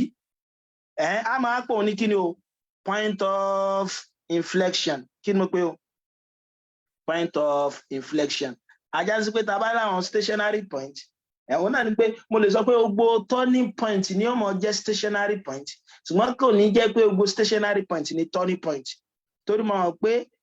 stationary point ó lè jẹ́ maximum ó dẹ̀ lè kó minimum sínú ó dẹ̀ lè kó point of inflection sínú ṣùgbọ́n turning point mi maximum àti minimum point nìkan ó yẹ jẹ́ wá ṣàlàyé nǹkan kan ẹ jẹ́ wá mọ̀ ní ọyọ kọ̀ọ̀kan báyìí kápẹ́ n bá fẹ́ ṣàdáyan rí minimum point maximum point nìkan kọ́ ẹ máa wò ní tí mo gbìyànjú láti sọ lélẹ̀ ẹgbẹ tí bá nírò nǹkan báyìí mo mọ̀ pé kí leléyìí maximum point tàbí ṣe pé maximum point ó dàbí bá a ṣe ní kíní báyìí maximum point lélẹ̀ maximum point yín ṣe ti minimum point náà kí lẹ lè sọ nípa dy/ds mi bí báyìí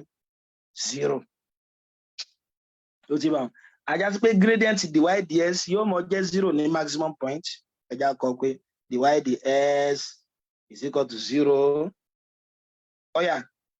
kápẹ́ ń bá fẹ́ wá gradient mi bí báyìí àti ní bí báyìí kí lẹ lè sọ nípa gradient ibi báyìí kí lẹ sì lè sọ nípa gradient ibi báyìí so ti ìta lè sọ ní bí báyìí náà ni pé gradient tangent to this curve yóò mọ jẹ́ positive so yóò abó ṣe jẹ́ positive ṣe ẹ̀ pé tẹ̀ bá gbàgbé ń bí slope wa ẹ̀ pé slope mo lè ní irú nǹkan báyìí tí bá ní irú slope báyìí positive ni màá máa ní mo dẹ̀ lè ní irú slope báyìí náà tẹ̀ bá ní irú nǹkan báyìí negative slope ni ó mọ̀ fún wa ilé ajá sí pé mo fi mọ̀ pé lè jẹ́ positive ajá sí pé kí lè mọ̀ jẹ́ negative tọ́rọ̀ fa pẹ́ dàngọ́mì yìí o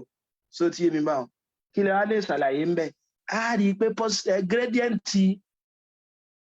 ní maximum tí bá ní maximum point yẹn ajá sí pé gradient yẹn ń lọ láti bo ó ń lọ láti ibi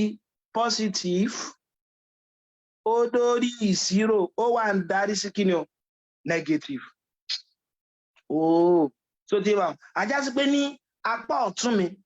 kí ni slope yẹn kí lẹ lè ronú pa slope rẹ̀ lápá ọ̀tún mi slope mi ó mọ jẹ́ negative lápá òsì mi ńkọ́ ẹ máa wílé yìí tí mo ń gbìyànjú láti sọ ni apá òsì mi nìsín ó wà positive apá ọ̀tún negative ẹ ti get it báwọn ṣùgbọ́n ní maximum point yẹn òun jẹ́ kí ni o ó jẹ́ 0 so yìí tí mo ń gbìyànjú láti sọ ń bẹ́ẹ̀ náà ni pé kí ni o gradient mi ó mọ lọ láti positive yóò gbà 0 kọjá yóò dẹ̀ dé negative tí n bá ń sọ̀rọ̀ nípa maximum point àti pé lápá òsì yẹn slope mi ó mọ jẹ́ negative so tí bá wọn lápá ọ̀tún mi slope mi ó mọ jẹ́ kí ni o positive so tí bá wọn so slope mi ó mọ jẹ́ lápá ọ̀tún mi slope mi ó mọ jẹ́ negative lápá òsì mi slope mi ó mọ jẹ́ positive ọ̀yà ẹja wa ya minimum point náà kágbẹ́ bá ní minimum point kí lẹ lè sọ ń pa àwọn báyìí ṣe ń bóun lélẹ́yìí àkọ́kọ́ náà kí ni dy/ds tó wọ́n mọ̀ jẹ́ 0 so ti bá ní turning point yẹn 0 ni dy/dx yẹn ọmọ jẹ́ sí mo ṣàlàyé bó ṣe jẹ́ 0 fún wa torí pé constant ni y mi ń bẹ tẹ́ bá wá slope yẹn ọmọ jẹ́ y kan náà the same value of y lẹ́mọ̀ ní at all point of x ọ̀yà kí lè á lè sọ nípa gradient apá ọ̀tún báyìí kí lè dẹ̀ sì lè sọ nípa gradient apá òsì báyìí ajá sí pé lápá ọ̀tún yìí ṣe hàn pé graph yìí ìtumọ̀ náà ni pé negative ní slope rẹ̀ ó mọ̀ jẹ́ eléyìí jẹ́ usual kíní wa usual straight line wa wọ́n mọ̀ jẹ́ positive kí lè á lè sọ nípa minimum point ajá sí pé minimum point slope rẹ̀ ó mọ̀ bẹ̀rẹ̀ láti negative sápá òsì dérí 0 then sí positive lápá ọ̀tún ẹ dákun ẹ jẹ́ ká gbìyànjú láti gbọ́ ìyẹn yé o so ti bá wọn so ìgbà tá a ti mọ ìtumọ̀ yẹn báyìí àwa lè mọ lò láti fi wá minimum point maximum point àti point of inflection wa test méjìlá a lè mọ lò wọ́n lè ní ká lo first derivative test náà ní pé kí ni dy/dx nìkan lẹ́ẹ̀mọ lò a dẹ̀ sì lè ṣe kí ni o a lè ní second derivative test yẹn náà ni pé kí ni ẹ mọ̀ lo second order derivative náà láti ṣe ẹ jẹ́ kọ́kọ́ gbé lórí second derivative test náà ni pé ní stationary point mi ṣe pé dy/dx mi ọmọ jẹ́ 0 màá wá tún differentiate ẹ̀ padà tí n bá differentiate ẹ̀ lẹ́lẹ́ẹ̀kejì tí n bá ní tó jẹ́ positive minimum point ni ẹ̀ minimum point tí n bá ní in tó jẹ́ negative maximum point ni ẹ dákun ṣe à ń gbọ́ àlàyé yẹyẹ so maximum point ni ṣùgbọ́n tí d square y dx square mi tó bá jẹ́ 0 kò ní jẹ́ minimum kò ní jẹ́ maximum so tí yé bá wọn so àbíkẹ́ sọ pé ó lè jẹ́ minimum ó lè jẹ́ maximum ó dẹ̀ sì lè jẹ́ point of inflection àjásí pé tí n bá fẹ́ mọ̀ pé ṣé minimum àbí maximum ló jẹ́ gangan màá ṣẹ̀ tún wá lo first test fún so òun náà ni pé ó lè jẹ́ kanu mẹ́tẹ̀ẹ̀ta so tí n bá lo first test fún tí ó bá wá jẹ́ minimum tí ó jẹ́ maximum àjásí pé point of inflection yóò mọ̀ jẹ́ bó láti máa lo first derivative test fún òun náà ni pé kí ni o dy/dx mi yóò kọ́kọ́ jẹ́ 0 kí ni dy/dx tó bá jẹ́ 0 stationary point so tí mi bá màmá mú value x tó jẹ́ pé ó súnmọ́ stationary point yẹn lápá òsì mi ṣe ń pé mo mọ̀ pé tó wáyé pé yóò mọ̀ jẹ́ maximum ṣe ń pé mo mọ̀ pé yóò mọ̀ jẹ́ maximum tó bá yẹ kó bẹ̀rẹ̀ láti positive tó jẹ́ 0 tó dẹ̀ sì jẹ́ negative a jẹ́ pé màá ra mú nǹkan kan lápá òsì stationary point mi tí èsì ṣe stationary point kan màá yẹ̀ wò lápá lẹ́gbẹ̀ẹ́ ọ̀tún rẹ̀ náà màá wò pé òun náà jẹ́ positive a jẹ́ pé tó bá satisfy nǹkan yẹn mo ní maximum point ni ẹ tó bá pé minimum point náà ni pé màá tún mú àwọn value x ní stationary point tó wáyé pé wà lápá òsì mi tó jẹ́ negative màá wò tó wáyé pé ó jẹ́ negative so tí ń bá màá tún mú eléyìí tó wà ní kíni o lápá ọ̀tún stationary point yẹn náà tóun náà bá jẹ́ positive ajá sí pé minimum point ni màá ṣàlàyé tí ó fi jẹ́ oyé wa dí yékéyéké òun láfi mọ̀ ṣe kíni o òun láfi mọ̀ ṣe tí à ń pè ní turning point turning point òun náà ni pé tó wáyé pé n bá mú value ní left tí n bá mú ní value ní right pé ká gbélé ní stationary point ni so òun náà ni pé dy/dx eléyìí yóò mọ̀ jẹ́ positive ṣe ìgbà tí mo pé stationary point wọ́n mọ̀ jẹ́ 0 ni so tí wà bẹ̀tẹ́lẹ̀ ọmọ jẹ́ negative tó wáyé pé ó bẹ̀rẹ̀ láti positive ódòdó ó wá ń parí sí negative kí lè léyàn maximum point so tí wà ṣùgbọ́n tó wáyé pé ó bẹ̀rẹ̀ láti negative lápò òsì ódòdó ó parí sí positive lápò ọ̀tún minimum point ṣùgbọ́n point of inflection náà ní pé ṣe pé kódà tó wá bẹ̀rẹ̀ láti positive èyí tí èsì méjèèjì ajá sí pé tó wá bẹ̀rẹ̀ láti positive ójòdó ó parí sí positive tàbí bẹ̀rẹ̀ láti negative ójòdó ó parí sí negative náà màmá ní point of inflection. So tí bá yẹn tó wáyé pé first derivative test ni mo fẹ́ lò nínú àwọn tẹ́ bá dé nínú àwọn ẹ̀kọ́ gan wọ́n lè ní kẹ́ lo first derivative. Bẹ̀tún bá sọ fún yín pé kẹ́ lo first derivative èyí tó rọ jújù tí ẹ lè tètè lò ó náà ní pé second derivative tẹ̀lé kan differentiate ẹlẹ́ẹ̀mejì kẹ́ wo in tí ó jẹ́. Máa fún wa ní àpẹẹrẹ tí ó jẹ́ kó yé wa yékéyéké nísìn. Ẹ wo example yìí o. Example. Wọ́n ní find the turning point. Kí ni turning point? Pé turning point lè jẹ́ minimum tàbí maximum. So tí yé bá best point of inflection, stationary point, local point of inflection sínú. So find the turning point of the function. Y is equal to what? 2x cube plus 4x squared minus 8s minus 4. Ṣé ẹ jẹ́ ká lo first derivative test fún. Táyé pé first derivative test level lò. Bẹ̀tún ọmọ ní tí wọ́n bá ti ṣàdáyẹrí rẹ̀ ẹ lè lo ilé ìtọ́ba wò. Ẹ jẹ́ ká lo first derivative. Ṣé pé at stationary point kí ni wọ́n ṣàlàyé ní stationary point dy dx mi ó mọ jẹ́ kí ni o? Yóò mọ jẹ́ 0. Kí ni dy dx mi ó mọ jẹ́? Yóò jẹ́ 6s squared plus 8s minus 8 is equal to 0. So mo lè divide through by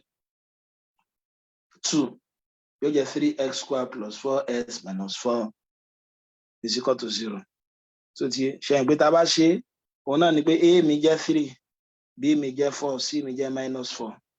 Kí ni màá máa multiply pẹ̀lú ara rẹ̀ tí ó mọ̀ fún mi ní minus 12 táyé pé tí n bá add yóò mọ̀ fún mi ní 4. So tí tẹ́ bá mọ̀ ẹ kàn kọ àwọn value factor 12 jọ 1, 2, 3, 4, 6 àti 12. Ẹ máa mọ̀ lóńbejì. Ẹ pé lè tọ́ píà tó possible pé kó jẹ́ bẹ́ẹ̀ òun náà ní 6,2. So tí báyìí ó ní wàá gba negative tí ó fi mú fún mi lélẹ́yìí -2 ni ó gba negative. A jẹ́ pé mo lè tún eléyìí kọ yóò mọ jẹ́ 3x squared plus 6s minus 2s minus 4 is equal to 0. Màá wá group wọn báyìí. So tí báyìí ẹ pé 3x mi kọ́ mọ́ àbí eléyìí ó kún x plus 2 minus 2 kọ́ mọ́ eléyìí ó jẹ́ s plus 2 is equal to 0. Ṣé ẹgbẹ́ s plus 2 tún kọ́ mọ́ yóò jẹ́ s plus 2 3x minus 2 is equal to 0. So tí báyìí eléyìí ó máa jẹ́ kí ni o?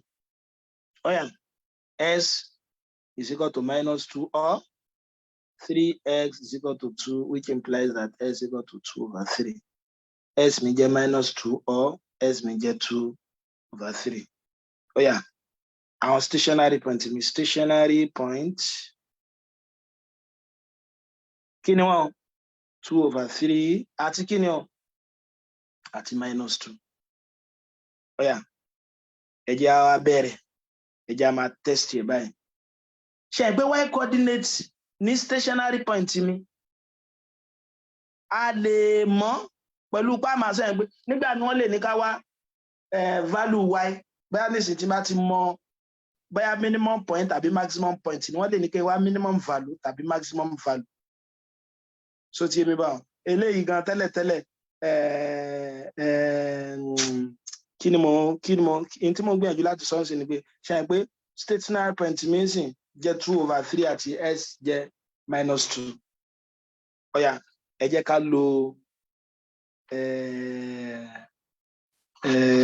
ká lo òfin first derivative fún báyìí ká fi classify rẹ̀. Ẹ jẹ́ ká lo òfin ká fi classify rẹ̀. At point 2 divided by 3 ṣe pé mo láà mú ìkan lápá òsì rẹ̀ ṣùgbọ́n ẹ gbọ́dọ̀ ṣàkíyèsí kò gbọ́dọ̀ jẹ́ in tí ó súnmọ́ eléyìí kò gbọ́dọ̀ jẹ́ stationary point mìíràn. Tẹ́gbẹ́rẹ́ bá òfin ni pé kò gbọ́dọ̀ jẹ́ stationary point mìíràn. Ẹgbẹ́ nínú tí bá ya number line mi nínú tó súnmọ́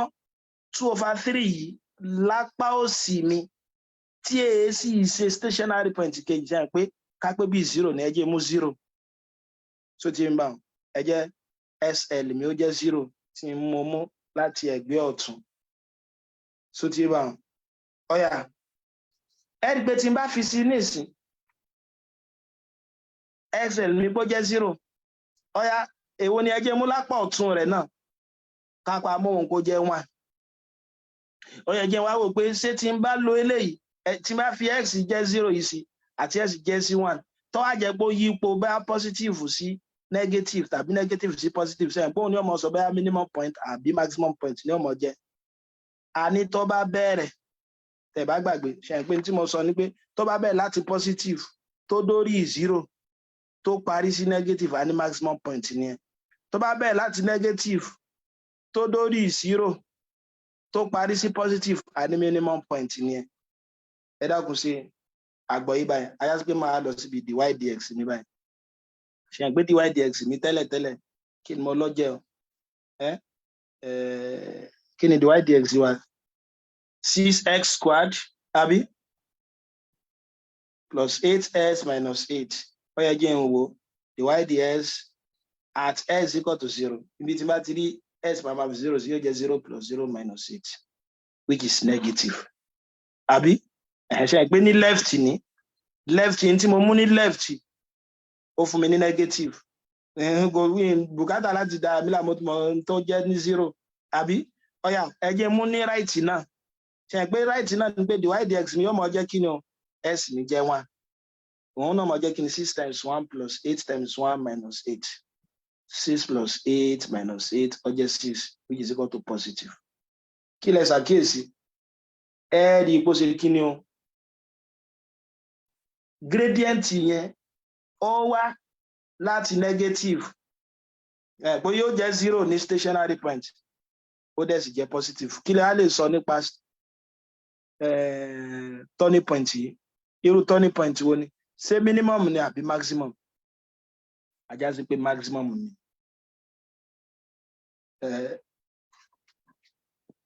ṣé ti ó wá láti negative minimum ẹ mọ́ bínú minimum ẹ mọ́ dára ńlá tó bá yẹ pé ó wá láti negative lórí odò dé positive minimum ni tó bá láti positive 0 negative ilé yẹn ni maximum so ti ajá sí pé point yìí kí ni point yẹn tó produce yẹn 2/3 2/3 is a minimum point ẹ mọ́ kò lè ń tún fún alẹ́ example mi sí bẹ̀tọ́ ẹgbọ́n fẹ́ ká wá minimum value rẹ̀ ńkọ́ ajá sí pé y mean ìwé wọ́n lè ní ká wá minimum value rẹ̀ minimum value náà ni pé níbi tí bá ti wá rí x mi nínú tí wọ́n fún mi fún y yín máa fi 2/3 sí ṣe ẹgbẹ́ tó fún wa fún y náà jẹ́ kí ni tẹ́lẹ̀ a ní 2s cube plus 4s square minus 8s minus 4 ajá sí pé mísìn ibi tí bá ti rí y mi x mi yín máa fi 2/3 sí òun ni ọmọ fún mi ní minimum value mi yóò mọ̀ jẹ́ 2/3 cube plus 4 2/3 squared minus 8 2/3 minus 4 so ti mi báwọn ẹ̀rí pé lé ọmọ jẹ́ kí ni o 16/3 plus 16/3 16/9 eléyìí 27 lẹ́ẹ̀kọ́ ọmọ jẹ́ 27 ẹ̀rọ bínú minus 16/3 minus 4 ṣe pé tẹ bá wá SCM yín eléyìí ó jẹ́ 27 so tí yémi bá so tẹ bá ṣe dáadáa minus 188 ní ọmọ fún wa so tí n tí y minimum mi ó mọ̀ jẹ́ ni ajá sí pé minimum point mi lélẹ́yìí o ṣe pé 2/3 minus 188/27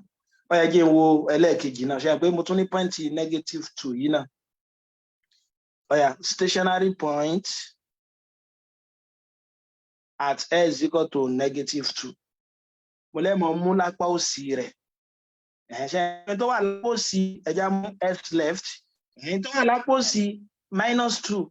ká pé mo mú -3 tó wà lápá ọ̀tún -2 tí èsì ṣe stationary point mìíràn mo gbọ́dọ̀ wà careful so tí ṣe àgbé stationary point méjì ta ní orí 2/3 ká pé n bá mú -3 fún first point mi so tí mi bá tí bá mú -3 fún first point mi tí bá mú second point mi kó jẹ́ 0 ṣe àgbé wọ́n wà lápá ọ̀tún rẹ̀ òun délé ńgbà tí bá ní negative 2 bíbáyìí ṣe àgbé mo lè ní 0 bíbáyìí mo dẹ̀ lè ní negative 3 ó yẹ jẹ́ substitute díẹ̀ sí yóò máa jẹ́ dy dx nígbà tí a bá wò lápá ọ̀tún stationary point lápá ọ̀tún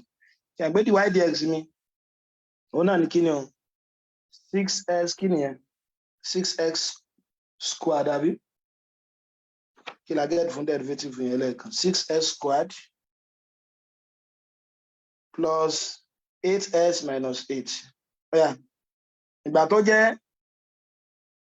minus 3 tí ń ṣe SL àbí òun náà ni pé yóò máa jẹ́ kí ni minus 3 squared plus 8 into minus 3 minus 8 so ti yé mi báyìí ilé ọmọ á jẹ́ kí ni 9 times 6 54 àbí minus 24 minus 8 so kí ni 54 minus 24 minus 8 ilé ó jẹ́ kí ni 30 minus 8 22 which is positive ajá sí pọ́ bẹ́ẹ̀ láti positive so tó bá ti lè parí sí negative so ti kí la lè sọ ń pa rẹ̀ báyìí a máa sọ pé ó jẹ́ maximum point ẹ jẹ́ mú ti right hand side náà kí ni mo mú ní lẹ́gbẹ̀ẹ́ ọ̀tún rẹ̀ kí ni mo mú lẹ́gbẹ̀ẹ́ ọ̀tún rẹ̀ is equal to 0 ajá sí pé divide the x at x is equal to 0 wọ́n máa jẹ́ kí ni 6 times 0 squared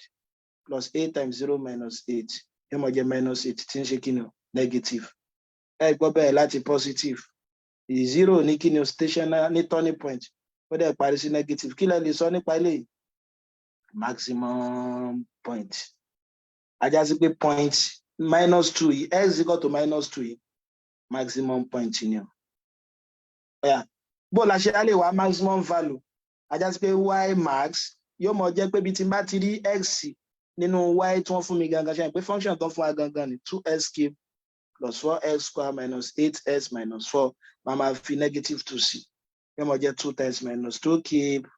plus 4 times minus 2 square minus 8 times minus 2 minus 4 so yóò máa fún mi ní kíni o minus 16 plus 16 plus 16 minus 4 kí ni ẹ ṣe 12 kọ́ ni ẹ 12 ajá sí pé point minus 2 comma 12 is a maximum point ẹ rí pé first derivative lélẹ̀ ẹ rí pé ogun bẹ̀tẹ̀ bá fẹ́ dára ẹ̀ láàmú tẹ́ mo bá fẹ́ lo second derivative test ọ̀yà ṣe pé y mi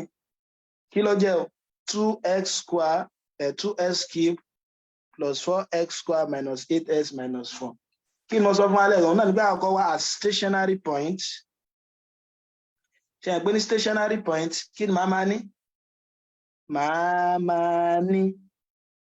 kí ló kọ rẹ o so ti yé dy dx mi bó jẹ́ 0 àbí ẹ̀yà kí ni dy dx mi ó jẹ́ kí ni o 2x cube tí bá differentiate ẹ̀ màá ní kí ni o 6x square plus 8s minus 8 is equal to 0 kí ni mo dẹ̀ get lẹ́ẹ̀kan ṣe pé mo ní kí la get fún x wa lẹ́ẹ̀kan nígbà tá a ṣe pa ní x wa jẹ́ 2/3 or minus 2 yes second derivative test náà ni pé màá tún rí differentiate function yìí lẹ́ẹ̀kan sí ṣe pé tí bá differentiate ẹ̀ lẹ́ẹ̀kan sí yóò máa jẹ́ kí ni o 12x plus 8 ẹ wá test yẹ tó yẹ pé tẹ bá fi àwọn point yìí sílẹ̀ ọ̀kọ̀ọ̀kan tí d square y dx square yín tó bá greater than 0 minimum point ló fún wa yẹn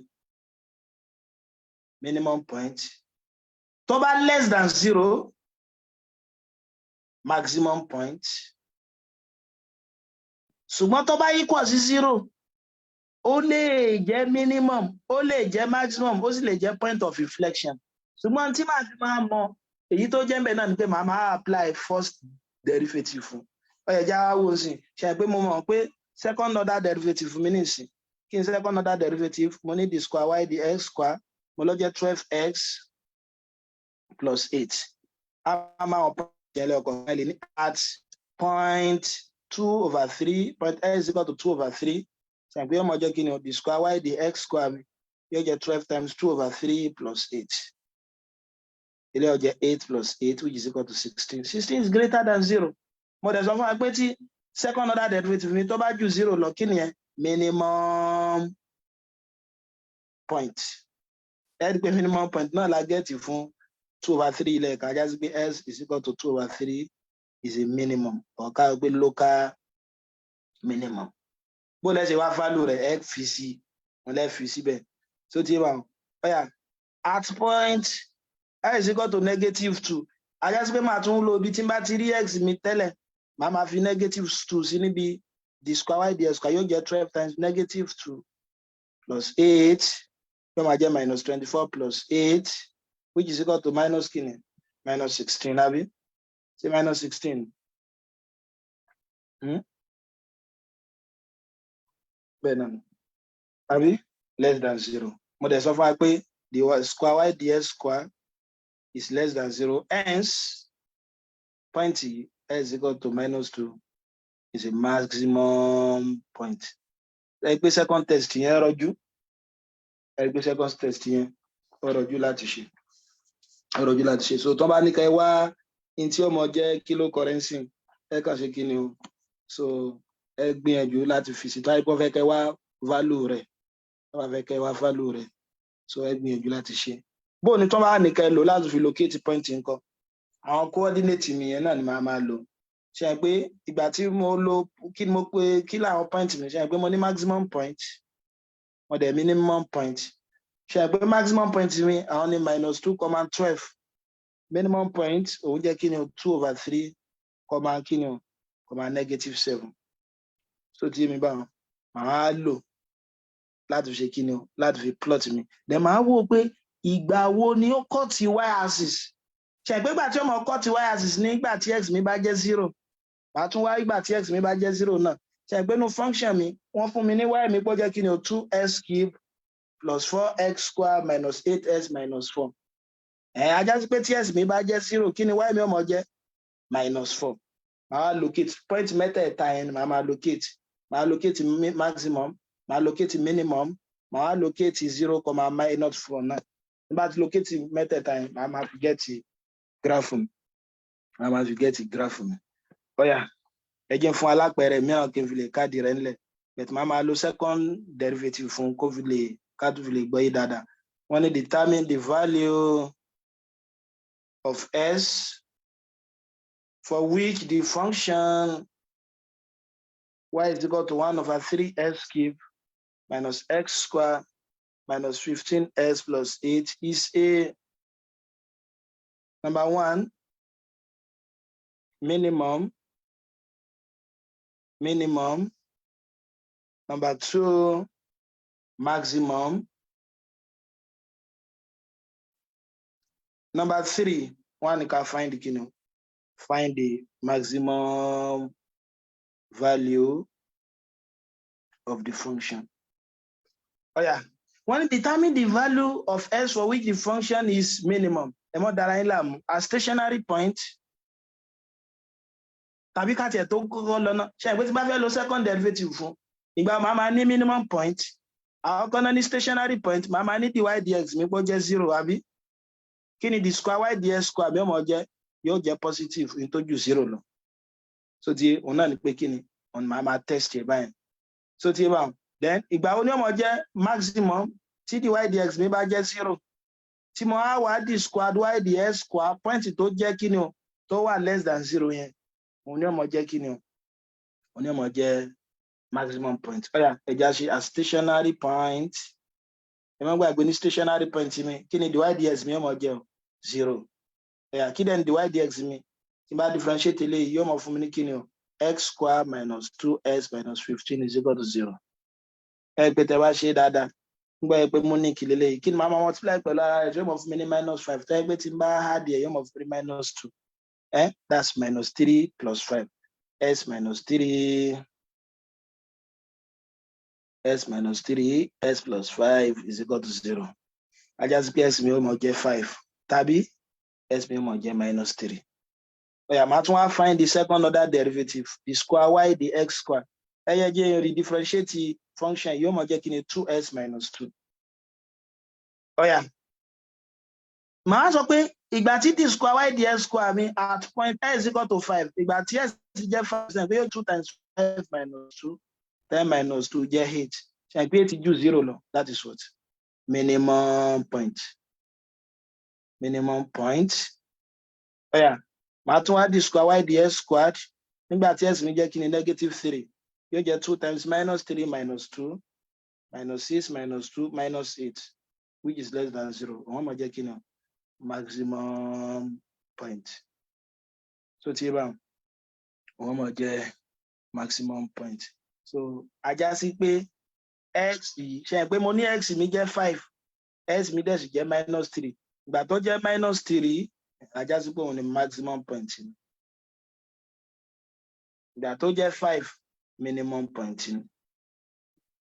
So ti yé mi báyìí. Yeah, kí ni ìbéèrè wa ní wá? Find the maximum value of x. Màá lo minimum maximum point láti fi wá maximum value. A já sí pé y max yóò mọ jẹ́ kí ni o? Ibi tí n bá ti rí x nínú original function mi, màá máa gbé s jẹ́ s, màá máa sọ pé kí s mi ọmọ jẹ́ minus 3. Yóò máa jẹ́ kí ni o? 1/3 minus 3 cube minus 3 squared 15 to minus 3 plus 8. So ti ilé ọmọ jẹ́ kí ni o? Minus 27, no, ẹ má bínú, minus 9 yóò kù. Àbí? Minus 9 plus 45 plus 8. Ẹ pé tẹ́ bá ṣe dáadáa, yóò mọ̀ fún mi ní kí ni 35. Yóò mọ̀ fún mi ní 35. Ẹ dákun sí ìyá báwọn. Kí n fi lè káàdì kí ni ẹlẹ́jẹ̀ tún fún wa ní àpẹẹrẹ kan sí tó jẹ́ jump. Tó jẹ́ jump. Wọ́n ní if the maximum value, ẹgbẹ́ second test yẹn ó yọjú. If the maximum value of y is equal to 1 plus hs minus 3x squared is 13. Tí maximum value rẹ̀ bá jẹ́ 13. Wọ́n ní ká find the h. Ẹ̀mọ́ dára yín láàmú jáde. Àkọ́kọ́ náà, màá kọ́ wá dy dx mi. Yóò mọ̀ jẹ́ kí ni o? Ilé derivative ilé yóò jẹ́ 0. Yóò jẹ́ h tàbí minus 6x. H minus 6x. A stationary point. Kí ni ó ṣẹlẹ̀ ní stationary point? Ṣé ẹ pé dy dx mi ọmọ equal sí 0. A já sí pé h minus 6x is equal to 0. Àbí h mi ọmọ jẹ́ 6x. H mi ọmọ jẹ́ kí ni o? H mi ọmọ jẹ́ 6x. Bẹ̀ ìbéèrè sọ pé tí ìbéèrè sọ fún wa náà ni pé kí ni o? Kí ni if the maximum value of y is 13, tó yẹ pé maximum value rẹ̀ tó bá jẹ́ 13, so ti yé báwọn, wọ́n á ní ká find the h. So ti yé, ṣe é pé nísìn mo ti mọ̀ pé h mi jẹ́ 6x. Àbí? Mo ti mọ̀ pé h mi jẹ́ 6x. Láti bí báyìí ṣe é pé mo lè sọ pé x mi jẹ́ kí ni o? h/6. 0 ni. Ṣe é pé mo lè sọ pé x mi jẹ́, tàbí tí n bá tiẹ̀ fẹ́ dára mi láàmú láti ṣe wá ilé yẹn ẹ mọ́ wọ̀rí. A stationary point the y dx mi jẹ́ 0, kódà ẹ̀ fẹ́ bùkátà rẹ̀ gan. Ṣe é pé the squared y dx square mi, the square y dx square mi, kí ló fún mi? Ẹ má wọ̀rí, ẹ má jẹ́ tí ì parí. Ilé jẹ́ h/6. So ṣe é pé the squared y dx square tí bá differentiate ilé ìpadà minus 6 àbí? Mo ti mọ̀ pé maximum kí ni ẹ? Maximum point. So wọ́n ní kí n find the h mi ìgbà tí maximum value bá jẹ́ 13. A já sí pé y max mi ó mọ̀ jẹ́ kí ni o? 13.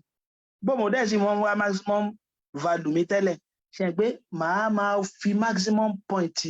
síbi tí n bá ti rí x níbi kí ni o? Níbi tí wọ́n fún mi gangan. Tí wọ́n dẹ̀ fún mi fún y gangan ni y mi jẹ́ 1 plus hs minus 3x squared. So ti wà wọ́n á ní kó jẹ́ 13. So a já sí pé ibi tí n bá ti rí x náà sì máa fi h/6 sí.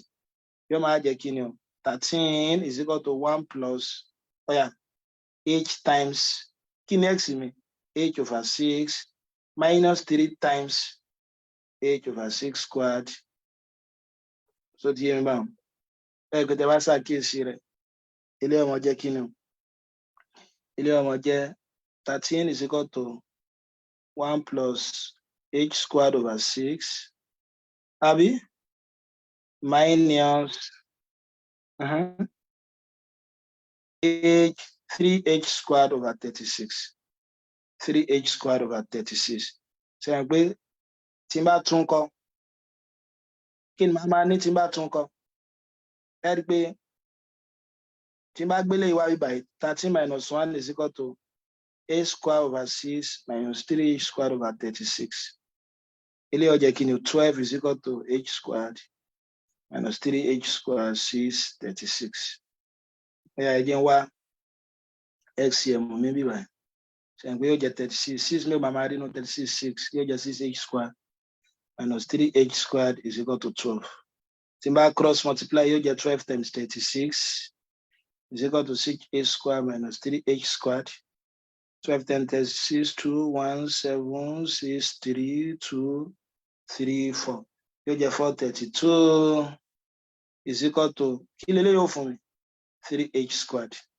So tiẹ̀ ajá sí pé h squared mẹ́mọ̀ jẹ́ kí ni o 432 divided by 3. Ṣé 3 lè lọ? So 3 lè lọ. Ṣé ẹ pé a máa sọ pé 3 lè lọ nu nọ́mbà kan táyé pé sọ́ọ̀mù díjìtì yẹn bá jẹ́ kí ni o tó bá fún wa ní nọ́mbà tí 3 lè lọ ń bẹ̀. So h squared mẹ́mọ̀ á jẹ́ kí ni? H squared mẹ́mọ̀ jẹ́ 144. So ajá sí pé h squared mi h mẹ́mọ̀ jẹ́ kí ni o? Square root of 144 which is equal to plus or minus 12. So ti bá so eléyìí ni bá ṣe mọ̀ ṣe ẹ rí pé kò lè rárá. Bó ni láti mọ̀ sí wọn náà ni pé ní stationary point mi dy dx mi yóò mọ̀ jẹ́ 0. So ti bá ní turning point tó bá yẹ pé second derivative la fẹ́ lò dy dx square mi tó bá yẹ pé greater than 0 a máa ní minimum. Tó bá less than 0 a máa ní maximum. So tí tó bá equal sí 0 àjá sí pé ó lè fún mi ní kíni o ó lè fún mi ní mean or max or point of inflection. Mo tó bá jẹ́ point tó bá yẹ pé ó dojúrú báyìí máa lo first derivative fún. First derivative náà ni pé tó bá yẹ pé bá mú ní left hand side tí bá mú ní right hand side tó bá jẹ́ pé ó ń wá láti negative di positive. So tí bá ilé jẹ́ 0 bá so tí s0 ní stationary point ilé ọmọ jẹ́ minimum point. So tí mo tó wáyé pọ́n wá láti positive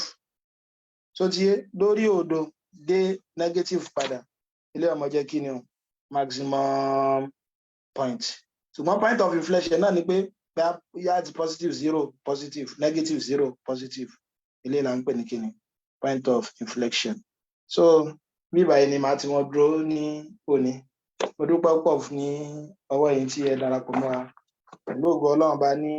orí ẹ̀kọ́ tó ń bọ̀ a máa bẹ̀rẹ̀ pẹ̀lú integration. Ẹ ṣé pọ̀ tẹ́ darapọ̀ mọ́.